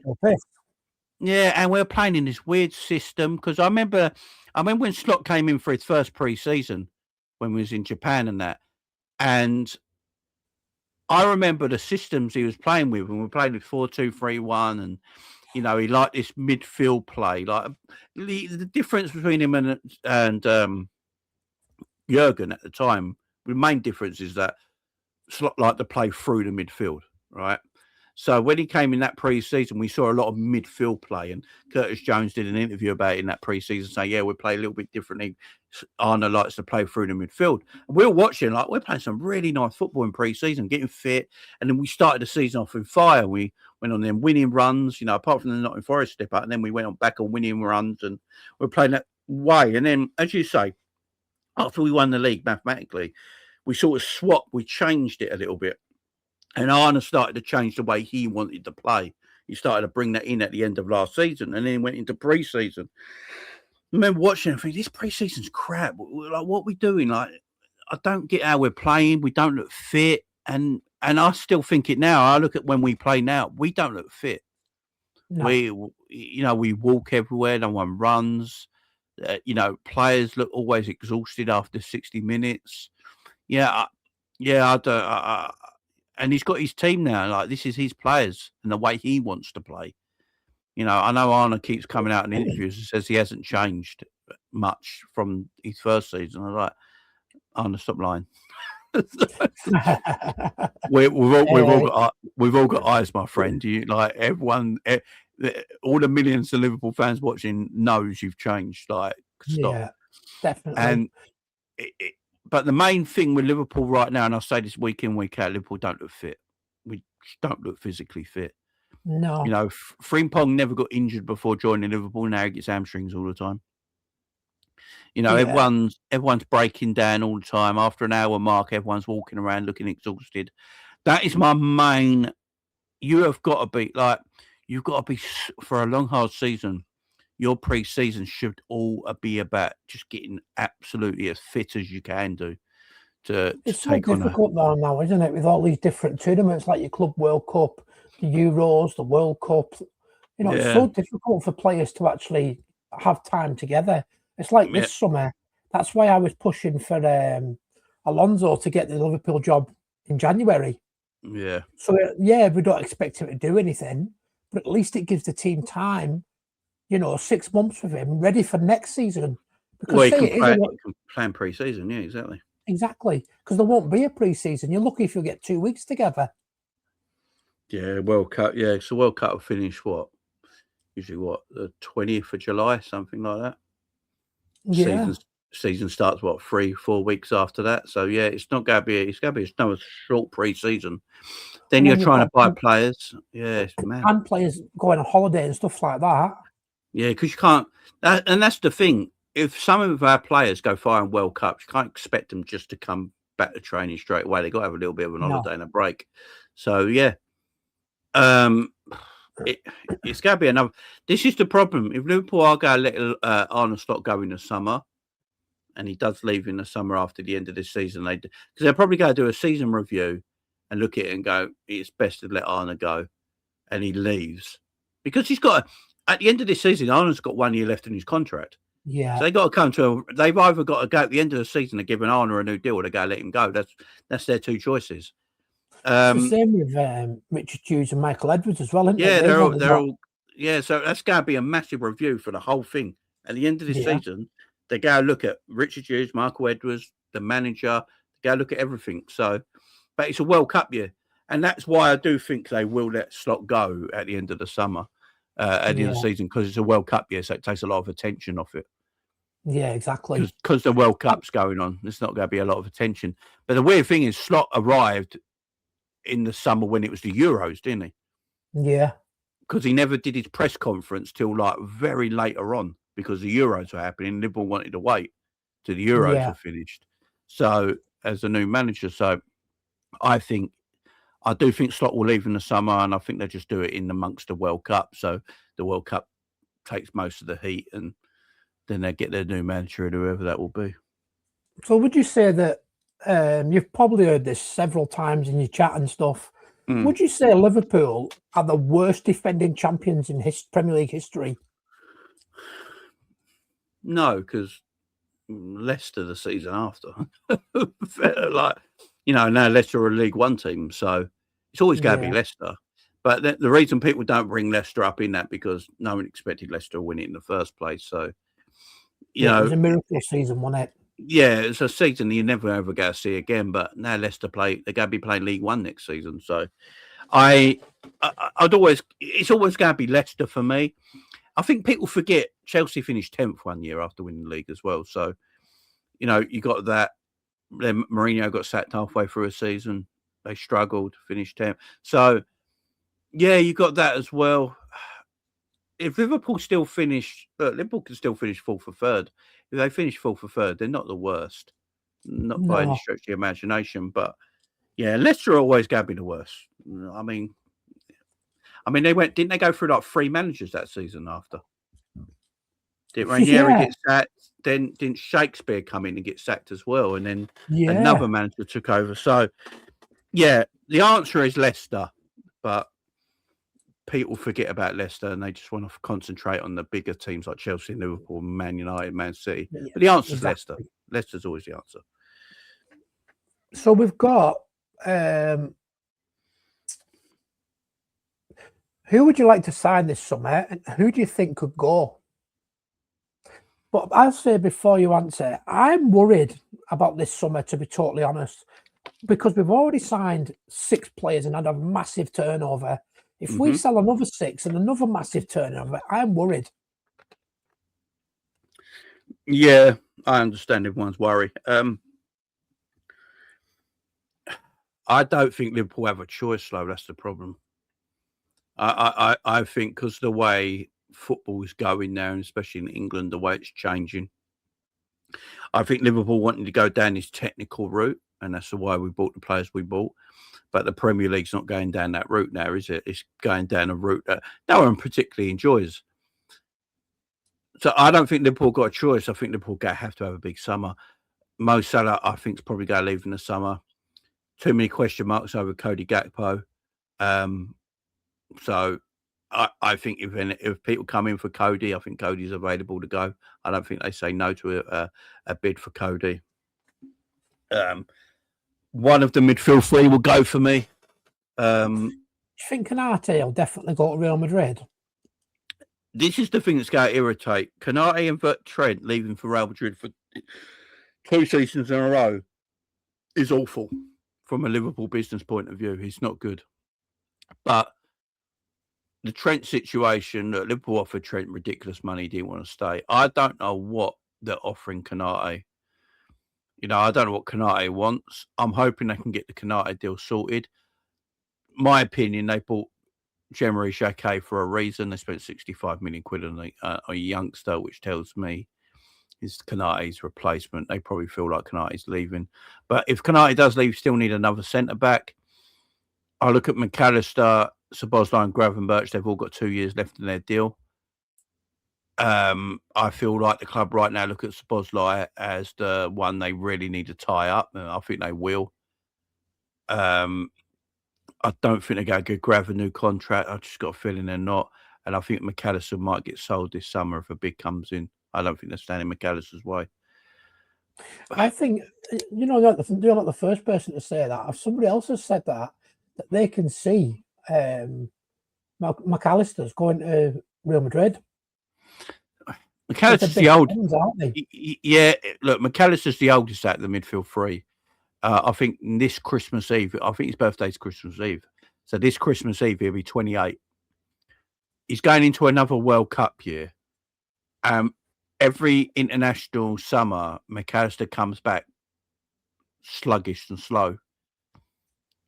If he's having a World Cup, if he's going into a World Cup year and Argentina have another good World Cup and he goes quite far, he's not going to have much of a pre-season. The pre-season this year Alexis McAllister had no pre-season this year. It's affected him. You can tell it has. If he has that again next year and we give him a new deal, but he's going into his 28th year and we give him like a 2 or 3 year extension, what's a 29 or 30-year-old McAllister go look like? Is it? But they probably look at a Szoboszlai thinking like he's 25 now, peak of his powers, 26, 27-year-old Szoboszlai's going to look fantastic, give him a new deal. I think McAllister's the one they're not quite sure about. And I've always said this, I've got no problem with McAllister as an actual footballer. With the ball at his feet and all that, he's a great player. My whole thing with McAllister is when he hasn't got the ball. That's McAllister's issue right now. He's not mobile, he can't move. And it's evident for everybody right now. And that's the main issue. And is that going to get any better in the year or 2 years' time? Is McAllister going to get more agile in 2 years' time? Probably not. No. And that's what you got to think about. So, but also, I wouldn't be surprised if all three of them stay and it's Curtis Jones they sell. I was just about to mention Curtis Jones to you. I think he's had a shocking season. Yeah. I know he scored that goal, didn't he? But apart from that, it's not been great. I think Curtis goes. I think Curtis goes in the summer. The fact that Tottenham were looking at him earlier in the season and in the summer, and the fact that that story come out about Inter Milan that they wanted him on loan and were but Liverpool didn't want to do the deal in January. The only reason them stories comes out is because agents have been talking and they found out that Curtis Jones is available. It's the only reason these stories come out. So I wouldn't be shocked if Curtis leaves. Curtis is also homegrown. Because he's homegrown, he's going to be pure profit as a PSR thing. And if Liverpool want to go through another big summer window and avoid PSR, then they need to make full profits on certain players. And see, that's the thing as well, though. I'm worried about the homegrown quota, this summer. Yeah, a lot of people. Because Harvey Elliott's supposed to be going, isn't he? Then he'll be talking Curtis Jones. There's more players that could go as well. Mm-hmm. I'm worried. I think that's why. Lost Kelleher, we lost Quansah, we lost Trent Alexander-Arnold. All these players are going, but we're not replacing them. I think that's why Liverpool have been linked with a lot of Premier League British players this season, or homegrown players anyway. So Liverpool obviously linked with Wharton who was excellent the other day. Liverpool being linked with Morgan Rogers. I wouldn't be surprised if Liverpool went for these kind of players because they obviously hit their homegrown quota as well.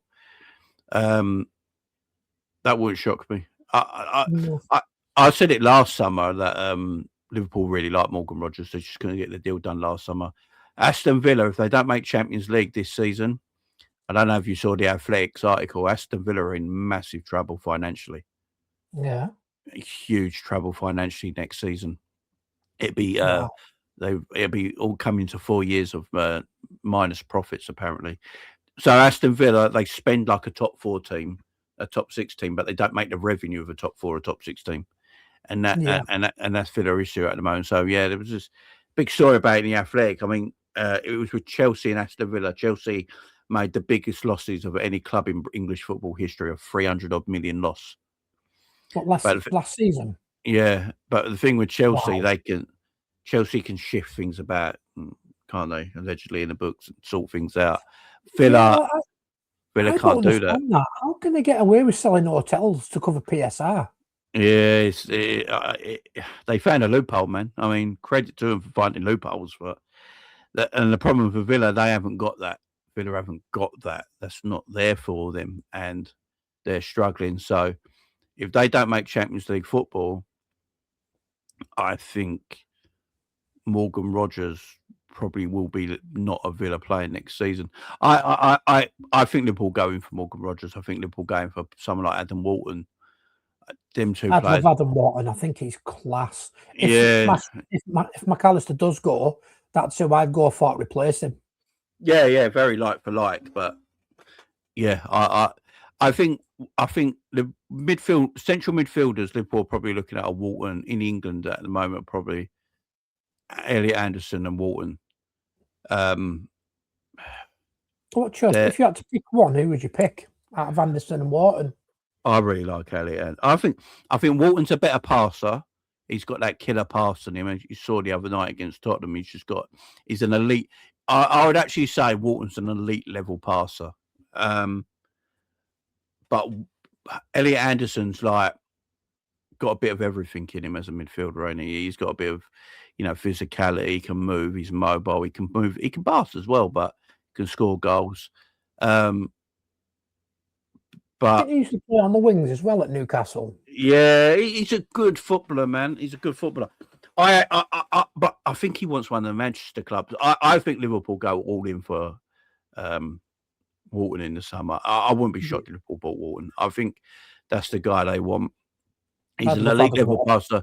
Because the thing with Walton, that kind of player actually helps someone like Florian Wirtz. Because you don't want Florian Wirtz to keep dropping deep to receive the ball. You want him in the final third. And we haven't actually got a midfielder that can find that pass. And Adam Walton can find that pass. So I think that's why they've keyed up someone like Adam Walton. And he's going to cost quite a bit of money as well. So, yeah, I think Liverpool go for Adam Walton. I think Liverpool might look at the thingy at Villa. I think they will look at him as well. And then they'll probably go look to getting 2 wingers in.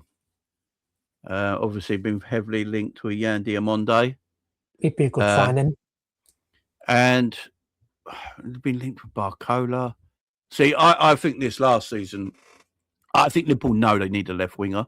And I think Liverpool wanted to buy a left winger last season. That's why they let Luis Diaz leave. But because the pass and Diogo Jota,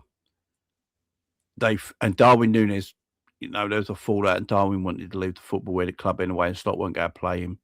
He wasn't his kind of striker he wanted. Because of the pass and Diogo Jota, Liverpool felt like they probably needed 2 strikers, and I can understand it. I think if Diogo Jota didn't pass away, I think Liverpool would have still bought Isaac because he was always their number 1 choice, and they would have bought Barcola. I think that's what Liverpool's done. I think that's what Liverpool's. I think that's what Liverpool's summer was going to be. I think they were going to try and get Barcola in on the left wing. They were definitely going to get Isaac, and then Salah on the right hand side, and then you got Jota and Isaac as your 2 strikers. I think that's how Liverpool foresee it. But obviously, with the Jota passing, they had to change it, and they probably felt like we needed 2. and we will keep Rio and Cody and try and get through the season as them two as our left wingers, and then look again at it in the following summer. It won't shock me if a left winger's the first player we buy in the summer. Yeah, you've got some good names there. I mean, I like Barcola a lot. I think he's a great player. I like Diamandi. I like Elise. I like that lad at Wolves as well, but I just think he's a little bit too young, that Mane kid. I think he's a good young player, isn't he? I'd be surprised if he's at Wolves next season. He's a good player. Then who's that other lad I was thinking about as well? He plays for is it West Ham? Potts or something. I like him. I think he's a good little player. There's a player at Bournemouth that people are going to be after as well. Is it Rayan at Bournemouth?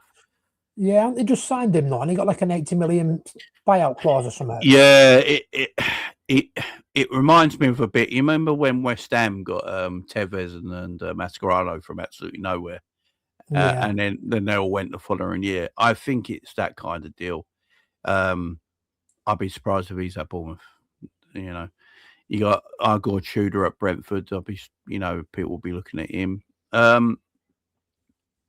Thiago, sorry, not Tudor, he's the Tottenham manager.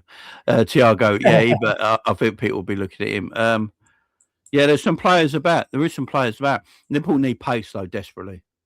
I mean, it's very evident. I was reading Paul Joyce's article yesterday talking about that Liverpool just need pace down them wide areas. And it's like Paul Joyce said, it's something Liverpool are going to address this summer. They if there's anything Liverpool do this summer, is buying two pacey wingers. And they're going to have to, because a lot of people say that Edwards and Paul Joyce are close, don't they? Yeah. So if Paul Joyce is saying something, we know that there's something going to happen. Yeah. For me, there's only two people you listen to do with Liverpool, and that's Ornstein and Joyce. Everybody else is just piggybacking, aren't they? Really? Exactly. I wouldn't be surprised if Liverpool get two wide players in quite early, and then they look at all the other positions after that. Pace, we just got nothing. We got, we are so slow. It's evident in our, Salah's a legend, yeah. We all love Mo Salah. When Mo Salah leaves, he's a living legend. He's going to get I think we're going to give him a massive send off in the summer, although he's not officially left because we need a transfer fee for him.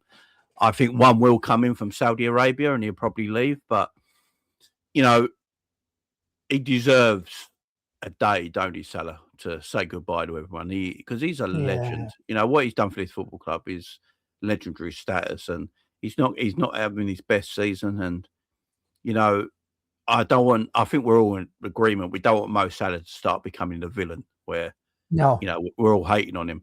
And then there's Cody Gakpo who just shit. So he just I get wound up by both of them this season, like Salah and Gakpo. They wind me up both at the same time, yeah. I give Mo a bit of leniency just for the fact I know what Mo's done in his career, so you give him a bit of leniency, yeah. Rightly or wrongly, it's just the way you do it. But Cody, you're just like, no, it just frustrates me now. I just can't be doing it anymore. So we need full out pace. We just need pace in them wide areas, and we'll be a completely different time. Yeah. I mean, what he's going to do. He's going to come in on his right foot and hit it. Yeah, and they both are, to be fair. They're both predictable and either ends. And it's just that you know what you're getting from Mo. So you just give him a tiny bit more leniency, don't you? Because know. But with Gakpo, there's no leniency there, man. It's just terrible. Now. Fullbacks don't even fall for it no more. No. I've been watching recently, like really making sure I watch it. And, Kirkes will make a run to take the fullback away, but fullbacks don't take it no more. Fullbacks, I know what Cody's doing. He's cutting inside, so I'm not making that run. They don't fall for it no more. No. It's become that predictable. We just lack pace. If Liverpool had a Barcola and Diamande this season on the wide areas, I think Liverpool will be third or second in the league right now. Yeah. That's the difference. We need it. It's so desperately needed next season. So I wouldn't be surprised in the summer. What we buy first is two wide players, and then they go and look at maybe a Walton and another centre back, and move on from there. But I think it's going to be another big summer. Wouldn't be surprised if we spend 300 to 400 million again. Really? Yeah, we've got no choice. If Diamonde's coming in, there's 80 million. If Walton's coming in, there's 80 million. You know, straight away, that's 160 mil just them two. So, yeah, then you've got Diamande, say that's another 70 million. Yeah, you got no choice. So, you got, and like if Mo does leave, you got to get a bit of a transfer fee for Mo. Plus, what you got to remember, you're taking 400 grand a week off the books as well. I'd take 50 million for Slot. For Slot, that's my next question. For Salah. Oh yeah, I think 50 million comes in from Salah. Liverpool take it. And what Liverpool look at though is the 400 grand a week that he's on. It's 16. What is it? 20 million a year. Yeah. You know, you're taking that off your wages, which means you can fund more to go and buy some more young talent and get them in and put them on good contracts. So, yeah, I think Liverpool will probably make around 100 million back in transfers, something like that, and then and then have another big summer. They got no choice, Gareth. That's the problem. They got no choice. No, they haven't. So I've sort of give you a clue what my next question is going to be. Who replaces Slot if he goes? So we'll stick with the if at the minute. Can Alonso work with Edwards just being a head coach? That's my only worry. I think it'll work better at Liverpool than it did at Real Madrid because of the politics at Real Madrid. You know, the politics at Real Madrid is like there's a lot of player power at Real Madrid, don't there? And that's the thing with Real Madrid. You know, you've got a lot to deal with, and at Liverpool, he'll be, you know, he'll be told this is how we do it. You know, you're the head coach, sporting director, you know, and all that sort of stuff. But everything about coaching and who you pick and who you decide to drop and all that is just that's you. You know, we're not going to get involved in that part of it. You just go and do your thing. And because of that, I think he'd be very happy. You know, transfers, contracts and all that. Yeah, we live in a day and age where sporting directors, that's their job. And, you know, managers or coaches, whatever you want to call them, and never always go agree they're sporting director. But that's the world we live in now. You know, that's the world we live in now. But I think Alonso's problem is he weren't allowed to coach the players they wanted to coach them at Real Madrid. And, you know, if he didn't want to play a certain player, then they'd go and bitch to Perez and stuff like that. He couldn't deal with that. And you ain't going to have that at Liverpool, you know. You ain't going to have that at Liverpool. I think that's very, very weird, the way Real Madrid work. So it's like you just said. So you've got Perez is the top dog, then the players, then the coach. I mean, they want Arbeloa out now, don't they? Yeah, I mean, he's a Real Madrid legend. It's like Perez loves Vinny Jr., don't he? And like, so they just they like their superstar players at Real Madrid. That's what they know. That's what they do. It's what they like. It's what they. Yeah, and they've been successful with it, and it's their thing, and I can understand it. So, you know, obviously you need a manager in who's, you know, Ancelotti worked at Real Madrid for so long because, you know, he's highly respected and they wouldn't probably take the piss out of him or anything like that. But Alonso being a young coach, they probably felt like he could take the piss out of him a little bit and he weren't having it. He was iconic, wasn't he, at Real Madrid? Wasn't just Liverpool, he was fantastic at Real Madrid. Yeah, and Bayern Munich, to be fair. I think if Alonso came to Liverpool, we'd have straight away he'd have the respect of the fan base because who he is and he played for the club. He also, I think what Slot's never done, I don't think Slot's ever embraced the club and city while he's been at Liverpool and the people and stuff like that. I think Slot sees Liverpool as just a job. If that makes sense. Yeah, I think that's a shame. And I think Alonso, I think more. Yeah. Yeah, exactly. I think the weird thing is, as soon as we have an international break, he's off home. You know, he's going on holiday and stuff like that. That's not. Why don't you spend a bit of time with the Liverpool Foundation and stuff like that? You know, I mean, Jurgen Klopp, I know it's a completely different character, but Jurgen Klopp's bloody an ambassador for the foundation. Yeah, exactly. Even Rafa, if you look at, so Rafa was quite a cold manager, as we know. Yeah, he was there to be a coach and not their friend, sort of thing. But Liverpool fans still love Rafa to this day. They do. Like they sing his name still to this day, and I know he puts a lot of money into the Hillsborough, charities and stuff like that, and he's still got a house in Liverpool. Speaks about his time at Liverpool, loves the city. So Rafa, even though he was quite a cold manager on the sidelines, the way he acted and treated people, he still embraced the city. Gerard Houllier, obviously Gerard Houllier worked in Liverpool University as a teacher and used to go and watch games in the Cop and stuff like that, and was a Liverpool fan, so he embraced the city. Roy Evans was at Liverpool all his career, so Graham Souness was an boy, wasn't he? Yeah, exactly. And Graham Souness was a Liverpool legend. So again, Kenny Dalglish is the king. So you got all the, and Klopp embraced. So you got all this, and I think a club like Liverpool, it might sound silly and people might think it's bollocks, but I think clubs like Liverpool and Man United and stuff like that, connections between the fans and the club for a manager for them is really important. You look at Alex Ferguson, you look at the managers Man United have had. They need that connection. There's got to be a connection there between the fans and that manager. And I think it's the same with Liverpool. There's a connection there, and it needs to be there. You don't ever play for the football club or ever anything to do with the football club, but it's just the way you connect with the fan base. Yeah, exactly. And look, Klopp did that. They've all did it. I just don't think Arne's ever done it. But I think Alonso would if he became Liverpool manager, because he was a Liverpool player. Liverpool fans love Alonso. He'll know the club. He knows the city. He knows what this club and the people of Liverpool would want. And he'd embrace that straight away. And because he'd embrace that straight away, he'd have a connection straight away. Alonso's connection with Liverpool, if he became manager, will be there straight away compared to where it is with Slot right now. So doesn't mean he'll be successful or anything like that. He might not be, but there'd be a connection there that the fans could get behind and love. So I think Alonso is, while he's a free agent right now, he's always going to be the number one choice. I just don't know if the club want Alonso. Because he is available, and the club wanted Alonso before Slot. He was Michael Edwards' coach. Michael Edwards loves Xabi Alonso. He was the guy he wanted when he found out that he came to the club, got his role when Jurgen was leaving, and was told, right, this is what we want. Going to hire Richard Hughes. I think Richard Hughes really liked Arne Slot, because if you listen to that round table interview with Slot, Hogan, and Richard Hughes and Slot, in that round table discussion, it sounds like, for me, Richard Hughes always liked Arne Slot, even when he was at Feyenoord. So he always pinpointed him. I think Michael Edwards always liked Xabi Alonso. I think they tried Xabi Alonso first, but he said, no, I want to go Real Madrid.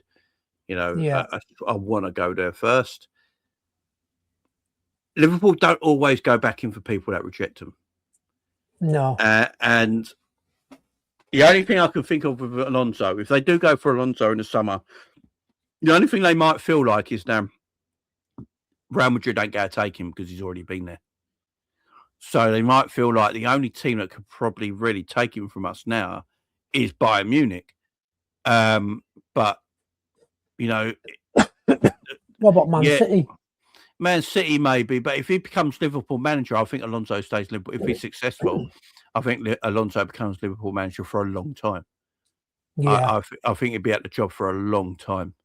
Because you ain't got to worry of the Real Madrid, Paul, because he's already been there. I don't know what the club are going to do. They've not made any inkling that they're going to let Slot go. But then there was no inkling that they were going to let Brendan Rodgers go, and then they sacked him in that October and hired Klopp. So, they work in a way that they don't let a lot out, do they? They keep everything quite secret behind the scenes. So no. Well, someone said to me that, two things. Firstly, they didn't have a connection at all to Arne Slot. Mm-hmm. And then secondly, they said if Moore didn't have that blow up at Leeds and we had a couple of more bad results, they reckon that Slot would have gone then. But the owners didn't want to get rid of him and make it look like they were siding with Salah over the manager. Yeah, I believe that as well. And to be fair to him, it's the right thing because you can't give player power to a football. You can't. No chance. No. And even I love Mo Salah, and yeah, maybe I was probably Mo over Slot at that time. I probably was, but even me, as if I was the owner, I still wouldn't sack Slot because I can't give player power. So I actually think Salah saved Slot's job by doing that interview. I think he saved his job. I honestly believe if Salah didn't do that interview, I think you're probably looking at Stevie now as an interim Liverpool manager till the summer. Do you think it was a plan? Do you think Salah's maybe done Slot a favour on purpose and made it look like he was against him? No, I just think Salah decided I've had enough and I'm speaking, and didn't think about it. I think Salah's just one of them guys where he doesn't really speak to people, but when he speaks, it's for a reason. Yeah, exactly. And he was just. He felt like he's been done a bad one this season. He feels like I don't think his problem was so much with the manager. I think he feels like Richard Hughes and all that are trying to get rid of him. That's why he sort of made that like they don't want me here anymore. And and then he said he ain't got a relationship with Slot this season. So why ain't you got a relationship with the manager when you were so good last year? It's weird. Like why have you not got no relationship now? And I don't get it. What's happened? What's happened in the background? So. And that's the thing as well. Managers never forget. Yeah, Slot's playing Salah all the time now because we've got no other player on that side, so he needs to play him. But Slot don't forget, man. Like when it comes to the summer, Slot's going to move Salah on. There's no doubt about that. Yeah, definitely. So we're down to the last two now, mate. Cool. So the next question would be, do you watch youth football, Liverpool youth team, and who do you think could be the next big thing? I watch it a little bit. You know why? Because obviously I've got 3 little kids, so time is precious, as we all know when you've got children. So, and I do this so much, I always want to make sure I give time to my kids and family when I'm not doing this. So, I spend a lot with them, and so I don't always get to watch the youth. I've got Liverpool TV, so what I do, I can sometimes watch highlights and stuff like that. No one really sticks out for me at the moment. It's obviously you've got Luke Chambers, I believe, is on loan at Charlton right now, if I remember rightly, the left back. I think he's heavily touted. I think Liverpool really rate him. We've just sold one of our players, ain't we, to is it a Belgium side? Yeah, they sold the Irish kid, Norwegian team. Yeah, the Irish kid. Trent Cornet Doherty, something like that. Yeah. So yeah, he was heavily touted, but we sold him. And then you got the ones that are now part of the squad in like Trey and Rio, and obviously Trey. Look, Trey is. I want Trey. Trey only needs some game time soon, man. Yeah. I actually think Trey could be a fabulous midfielder given the chance. Trey's just in an unfortunate position that he's got so many players in his way. He's got McAllister, he's got Graham Birch, he's got Sabozza, he's got Curtis Jones, he had Harvey Elliott last season. He had all these players in his way, so it's very hard for him. But I'm looking at it right now and thinking, he could be the one out of all of them that could cement himself in that midfield area. I know we almost did it with Stefan Bajcetic. Obviously, he came through a few years back, but 3 years ago got his chance, looked fantastic, and then injuries have just killed his career. Do you think that's him done? I mean, he hasn't started a Liverpool game for 2 years. I just don't. No. I mean, does anyone know any player ever to have a career after not starting a game for 2 years? He's still young. I mean, he's 21, 22, ain't he? So, yeah. And I mean, I don't know. Liverpool might keep him for homegrown reasons because he came through the Liverpool Academy at a young age. So, I don't know. There's not a lot there at the moment. My worry is that I don't know if the manager, if Arne Slot, really cares about the academy at the moment. No, that's what really annoyed me. In the first season, he was giving people chances, wasn't he? But this season, he's done nothing. Yeah. I mean, we have got a young kid who plays in under-18s called Josh Sonny Lambie. Yeah. He scored something like 20, 22 goals this season. He looks like a good little player. But there's nobody in the under 21s, I don't think, really, that's ready for the first team. No, you got. Is it? I think Luke Chambers is. I think it's Luke Chambers. Yeah, the left back. I think he will be. Maybe he will have a chance in a year or so to break through into that Liverpool left back area. But Trey and Rio pretty much, and they're really first team players now, ain't they? Because they're part of the squad. But they play the odd under 23 game, like Trey and Rio play the odd 20 or 20 under 21 game still. So. What about Jayden Danns? He's a good player, isn't he? But he gets a lot of injuries. Yeah, again, Jayden Danns injury prone, man. And again, I think a lot of his injuries are growing pains, though. That's the thing. Stevie went through the same thing. He went through them growing pains in your back and all that, and took a while for Stevie to get rid of it. It could be the same for him. Yeah, because I remember reading something about that. He had a massive growth spurt, didn't he? He ended up shooting up like an extra bloody foot or something in the space of 6 weeks. Yeah, and just getting them massive pains in you. Like when you grow like that, you get these massive growth pains, and you can't shift it. It takes a long time. So, yeah, Stefan Persetic went through that. And I think his first season when he broke through at Liverpool, that was his first real injury, and they just can't get fit. Jayden Danns is one. Look, if Jayden Danns can get fitness and become a good player, he's a striker option that Liverpool can have in the squad. There's no doubt about it. Yeah, definitely.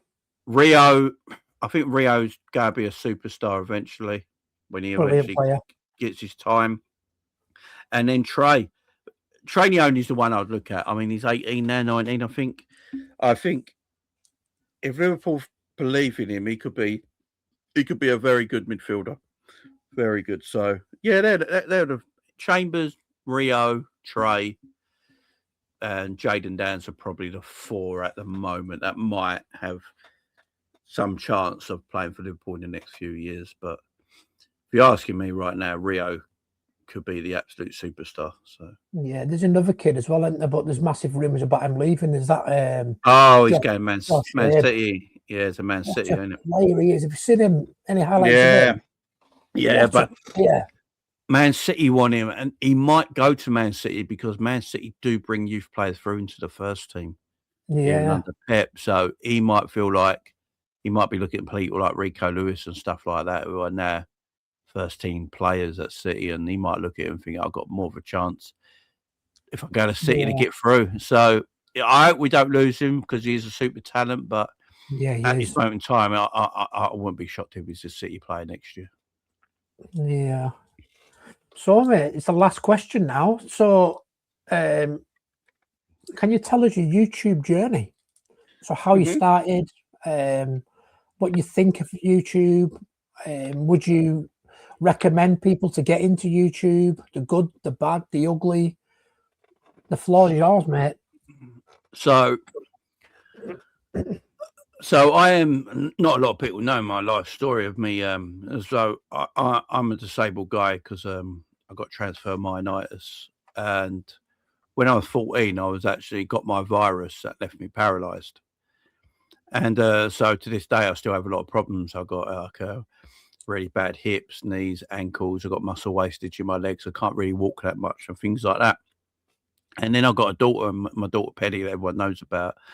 And I got this love for football, and I used to call in on the copy shows, in the COVID days, before COVID and all that, and during the COVID days, I used to call in on the copy shows, and more and more I did it. I enjoyed it, and I was sort of speaking to them, and I said I might do my own show, channel, And it was during 2021, and coming out of COVID a little bit, and I just thought, you know what, I want to talk about Liverpool a little bit more, and I can't really work properly because of my disability. My daughter's got a disability; she doesn't know what to do, and I thought, let's do something, and let's do this YouTube thing and see how it goes. And that's how I started. I just started talking about Liverpool and football, and it's really shit to begin with because you're talking in front of the camera, and you don't know how to talk, and like that. My real personality didn't come through for ages, and that's why I started getting into it and enjoying it. And You know, I got a bit of a following because of my Coppish, because I was on Coppish quite a lot, so I had a bit of a following, which helped. People came over, subscribed to the channel, and then the more I started doing it and getting used to it, the more I started loving it. And then for around 2023, I think is when I really started taking off a little bit, getting really good views on videos and shows and stuff like that. Doing it every day, I grinded the shit out of it. I think I was doing 2 to 3 videos a day every single day for about a year. Really grinding it through 2022 and 2023. Loving it, absolutely enjoying it. Just talking about Liverpool Football Club, meeting people, meeting friends. Coppish boys, you got Ends, you got K-Mac, all these guys that, you know, I just became mates with, met in real life and stuff like that. It was great times. And there's unfortunately people that you were friends with that you fall out with and you don't talk to each other anymore. And that's just the way life is. And you move on from it. Yeah, loved it. I've never had anything happen. Like I've had bad experiences, but that's just through weird people online who don't like what you say and shit like that, and you get some like weird DMs from people and stuff. But yeah, the thing with YouTube, yeah, for anybody who wants to do it, you got to remember you're talking to people that you don't know and never met in your life, yeah. And there's going to be people that don't agree with what you say at all. They might not like you for whatever reason it is. They don't like your face, your voice, your opinions, whatever it is, and they will tell you that. And it can be quite heartbreak. It can be hard. You know, when you see negative comments, it can be difficult. It depends how strong you are or whatever it is, but it will, even if you're the strongest of people writing horrible things about you is hard. It's hard to take, you know, and it's not a nice, but it's not like you get used to it. You just sort of ignore it in the end, and you laugh it off, sort of thing. You know, people were mean to me now in comments. I just joke back with a joke or something like that. I don't care anymore. Yeah. So, but yeah, there was a period in 2004, 2024, 25 that I almost gave it all up. I had enough a little bit. I was burnt out a little bit by grinding it so much, and then, you know, the comments were getting a bit stupid. And what I didn't like about it, I didn't like the way football YouTube had changed. So, especially in 2025, last year for me, I think was not the hardest, but the most annoying part of football YouTube, is that it become too bantery, stupidness. You know, like we didn't talk about football properly anymore. We just you don't know football, you don't know ball, your opinions are shit. Laughing and joking. No one could criticize another team's player without that person getting irate, and it was banter. And I just felt like it was too much. And I did a video on it talking about this is too much, and then that hit off a little bit, and then Be Out the Cass from Never a Fail, he did one talking about it as well, about the banter side of football YouTube getting a bit over the top.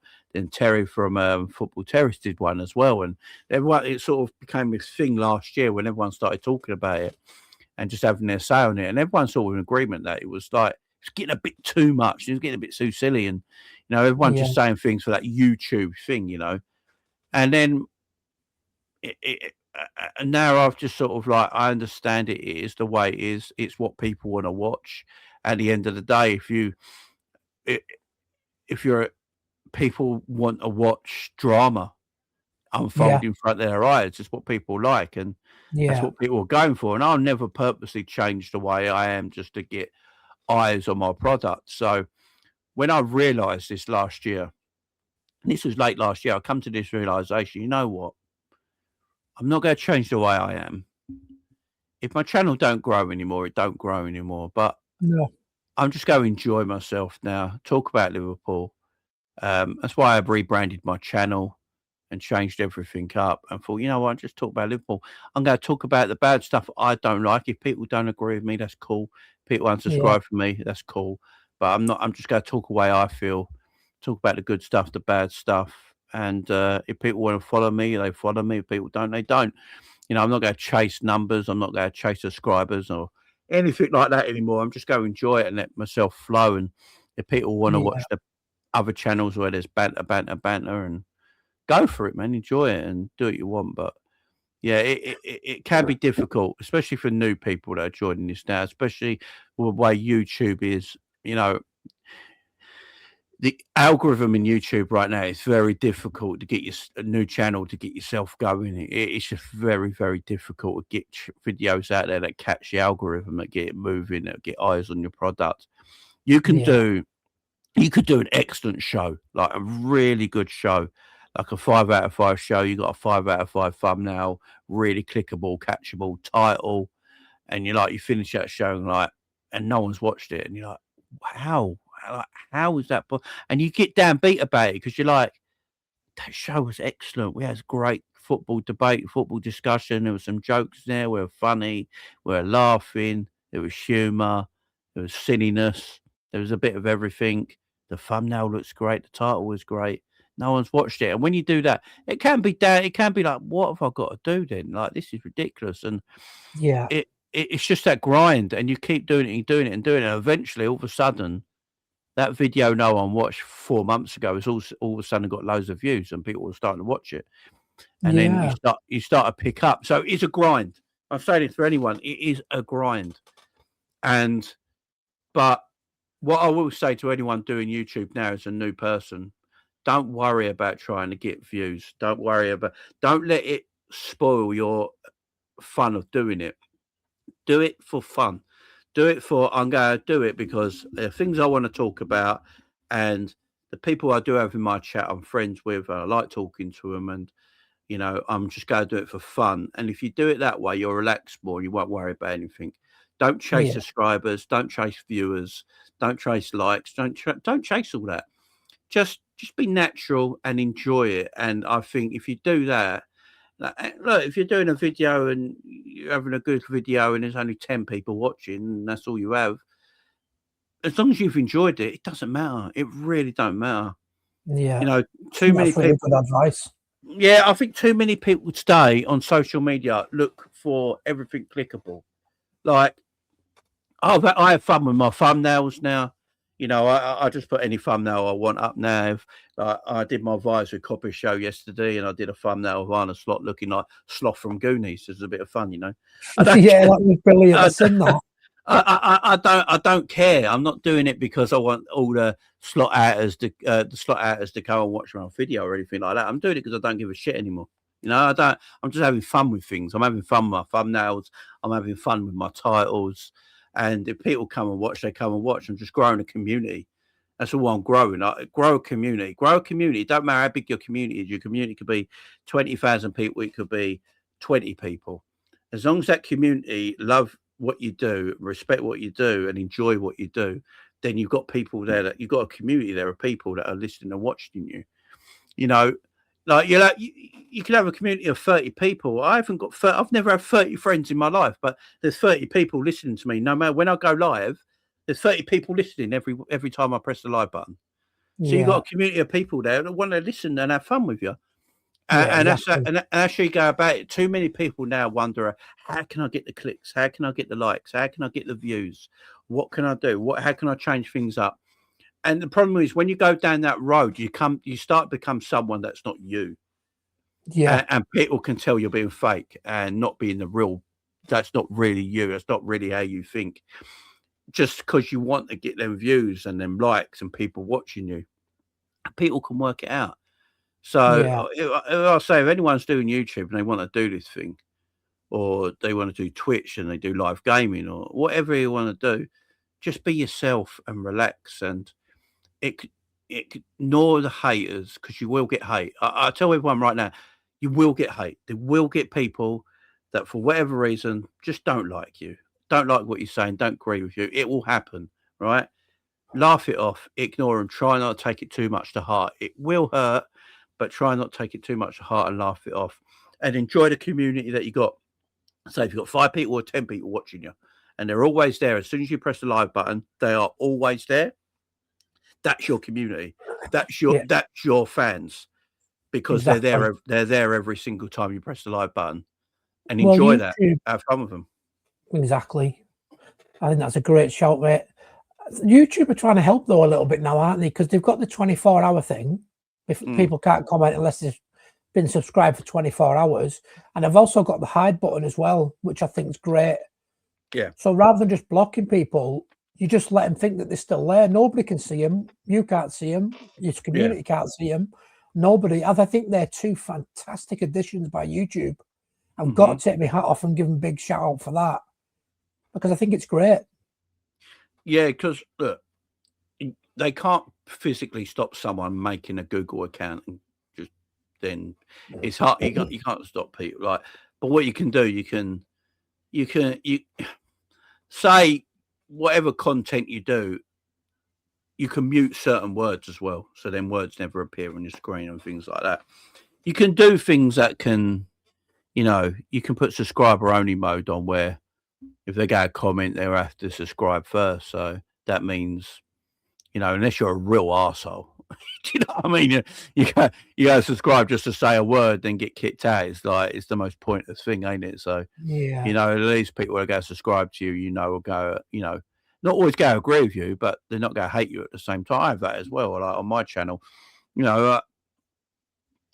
usually, I have an average, I don't know, my average is probably about 120 live viewers is probably my average on a show, and I'm going to have about 30 of them who get my chat going, I don't agree with what you're saying, Jay, but, they're not insulting, they're not being arseholes or anything like that. Just, I don't agree with you, Jay. And then I debate them back, and then all of a sudden you start this nice friendly debate, and you don't realise it, but for about 15 minutes you're debating with the chat who don't agree with you, and then you're going back and forth, and then you come to this decision where you go, oh, cool, and then you go to the next thing, and then guess what? They come back the following day when you go live again, because they love what you're doing, and they really enjoy it, and they think you're a good guy. They think, I can debate with this guy without him throwing his toys out the pram and just blocking me for no reason, and then you can have this chat. Well, that's the thing, isn't it? I don't mind people putting comments, if it's constructive.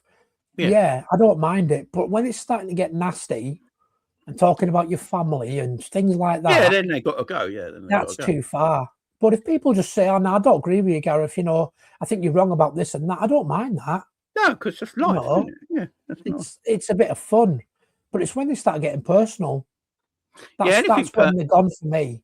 Yeah, see, I've got quite a lot of moderators, so that moderators take care of a lot of stuff I don't see, because sometimes my live chat can be, depending on what video I'm doing, if there's a transfer news and when Liverpool is just on the verge of buying a play, my chat will be going brrr, just because it's like big news and everyone's in there. But that's why you have moderators, just to deal with it, because sometimes you won't see it, and you'll have trolls in there all the time. You'll have trolls that have come on. I was on Frank Carlisle's show the other day on this week, and we're on Tuesday, and we was talking on Tuesday, and was it Tuesday or Monday? I can't remember.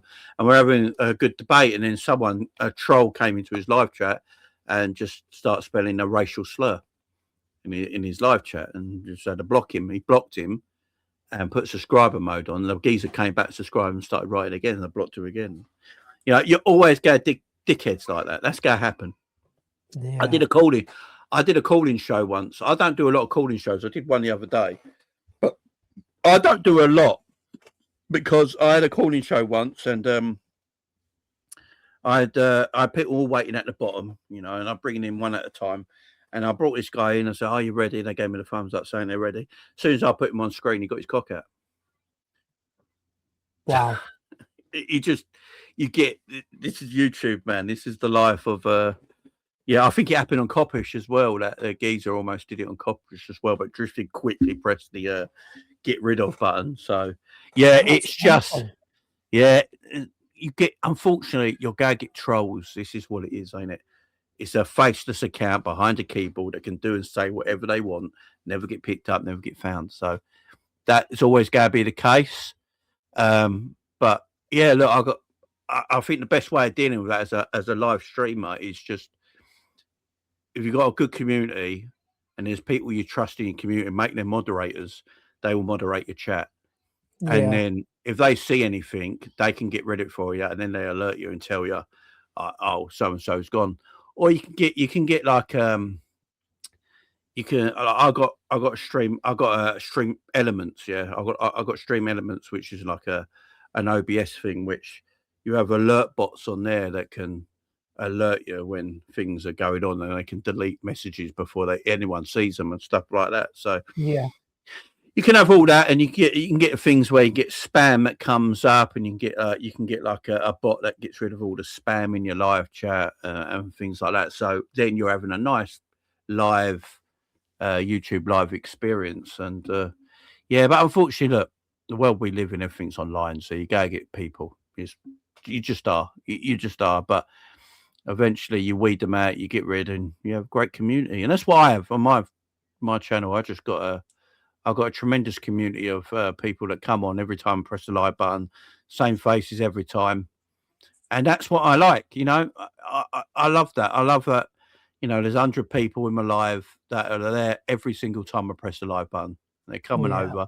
And if they don't watch it live because they've missed it, they watch the replay, they let you know in the comments after, I watched that, Jay, brilliant show. Wish I was there live for it. You know, and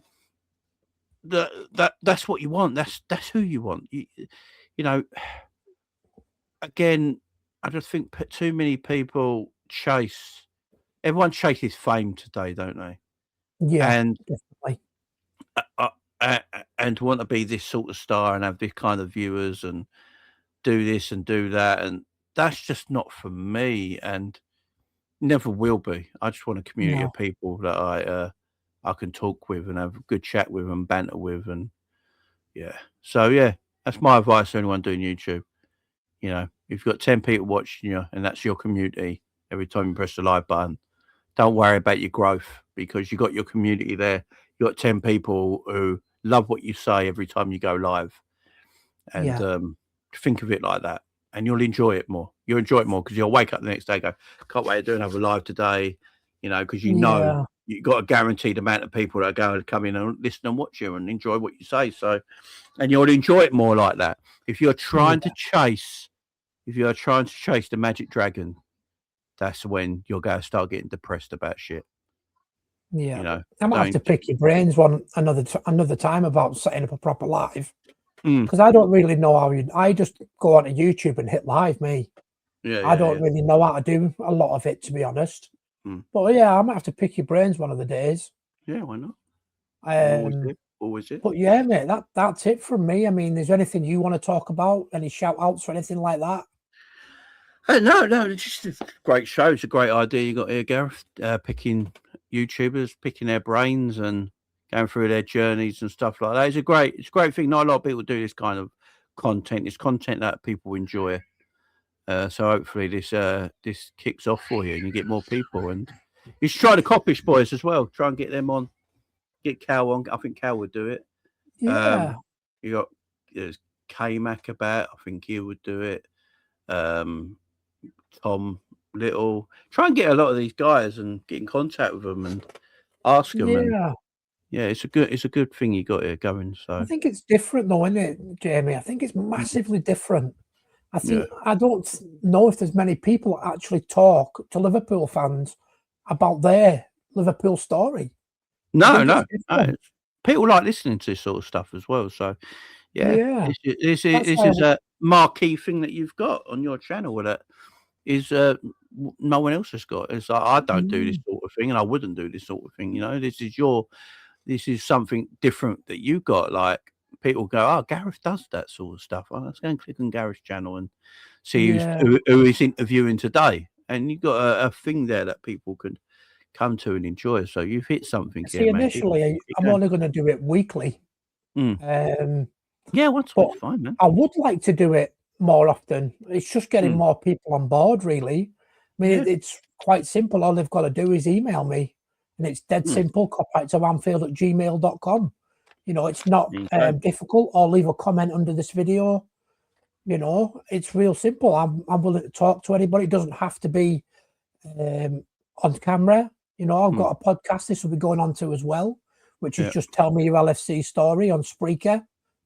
So, you know, if people are shy, they can come on like we are now and just turn the camera off. You know, they don't have to show the face. If it's something that I really am passionate about.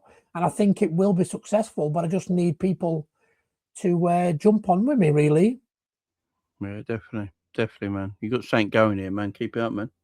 Keep it up. So yeah, I just want to thank you for your time. We've been doing 2.5 hours now, and I appreciate you. And we'll talk Enjoyed it, man. Enjoyed very, it. very soon.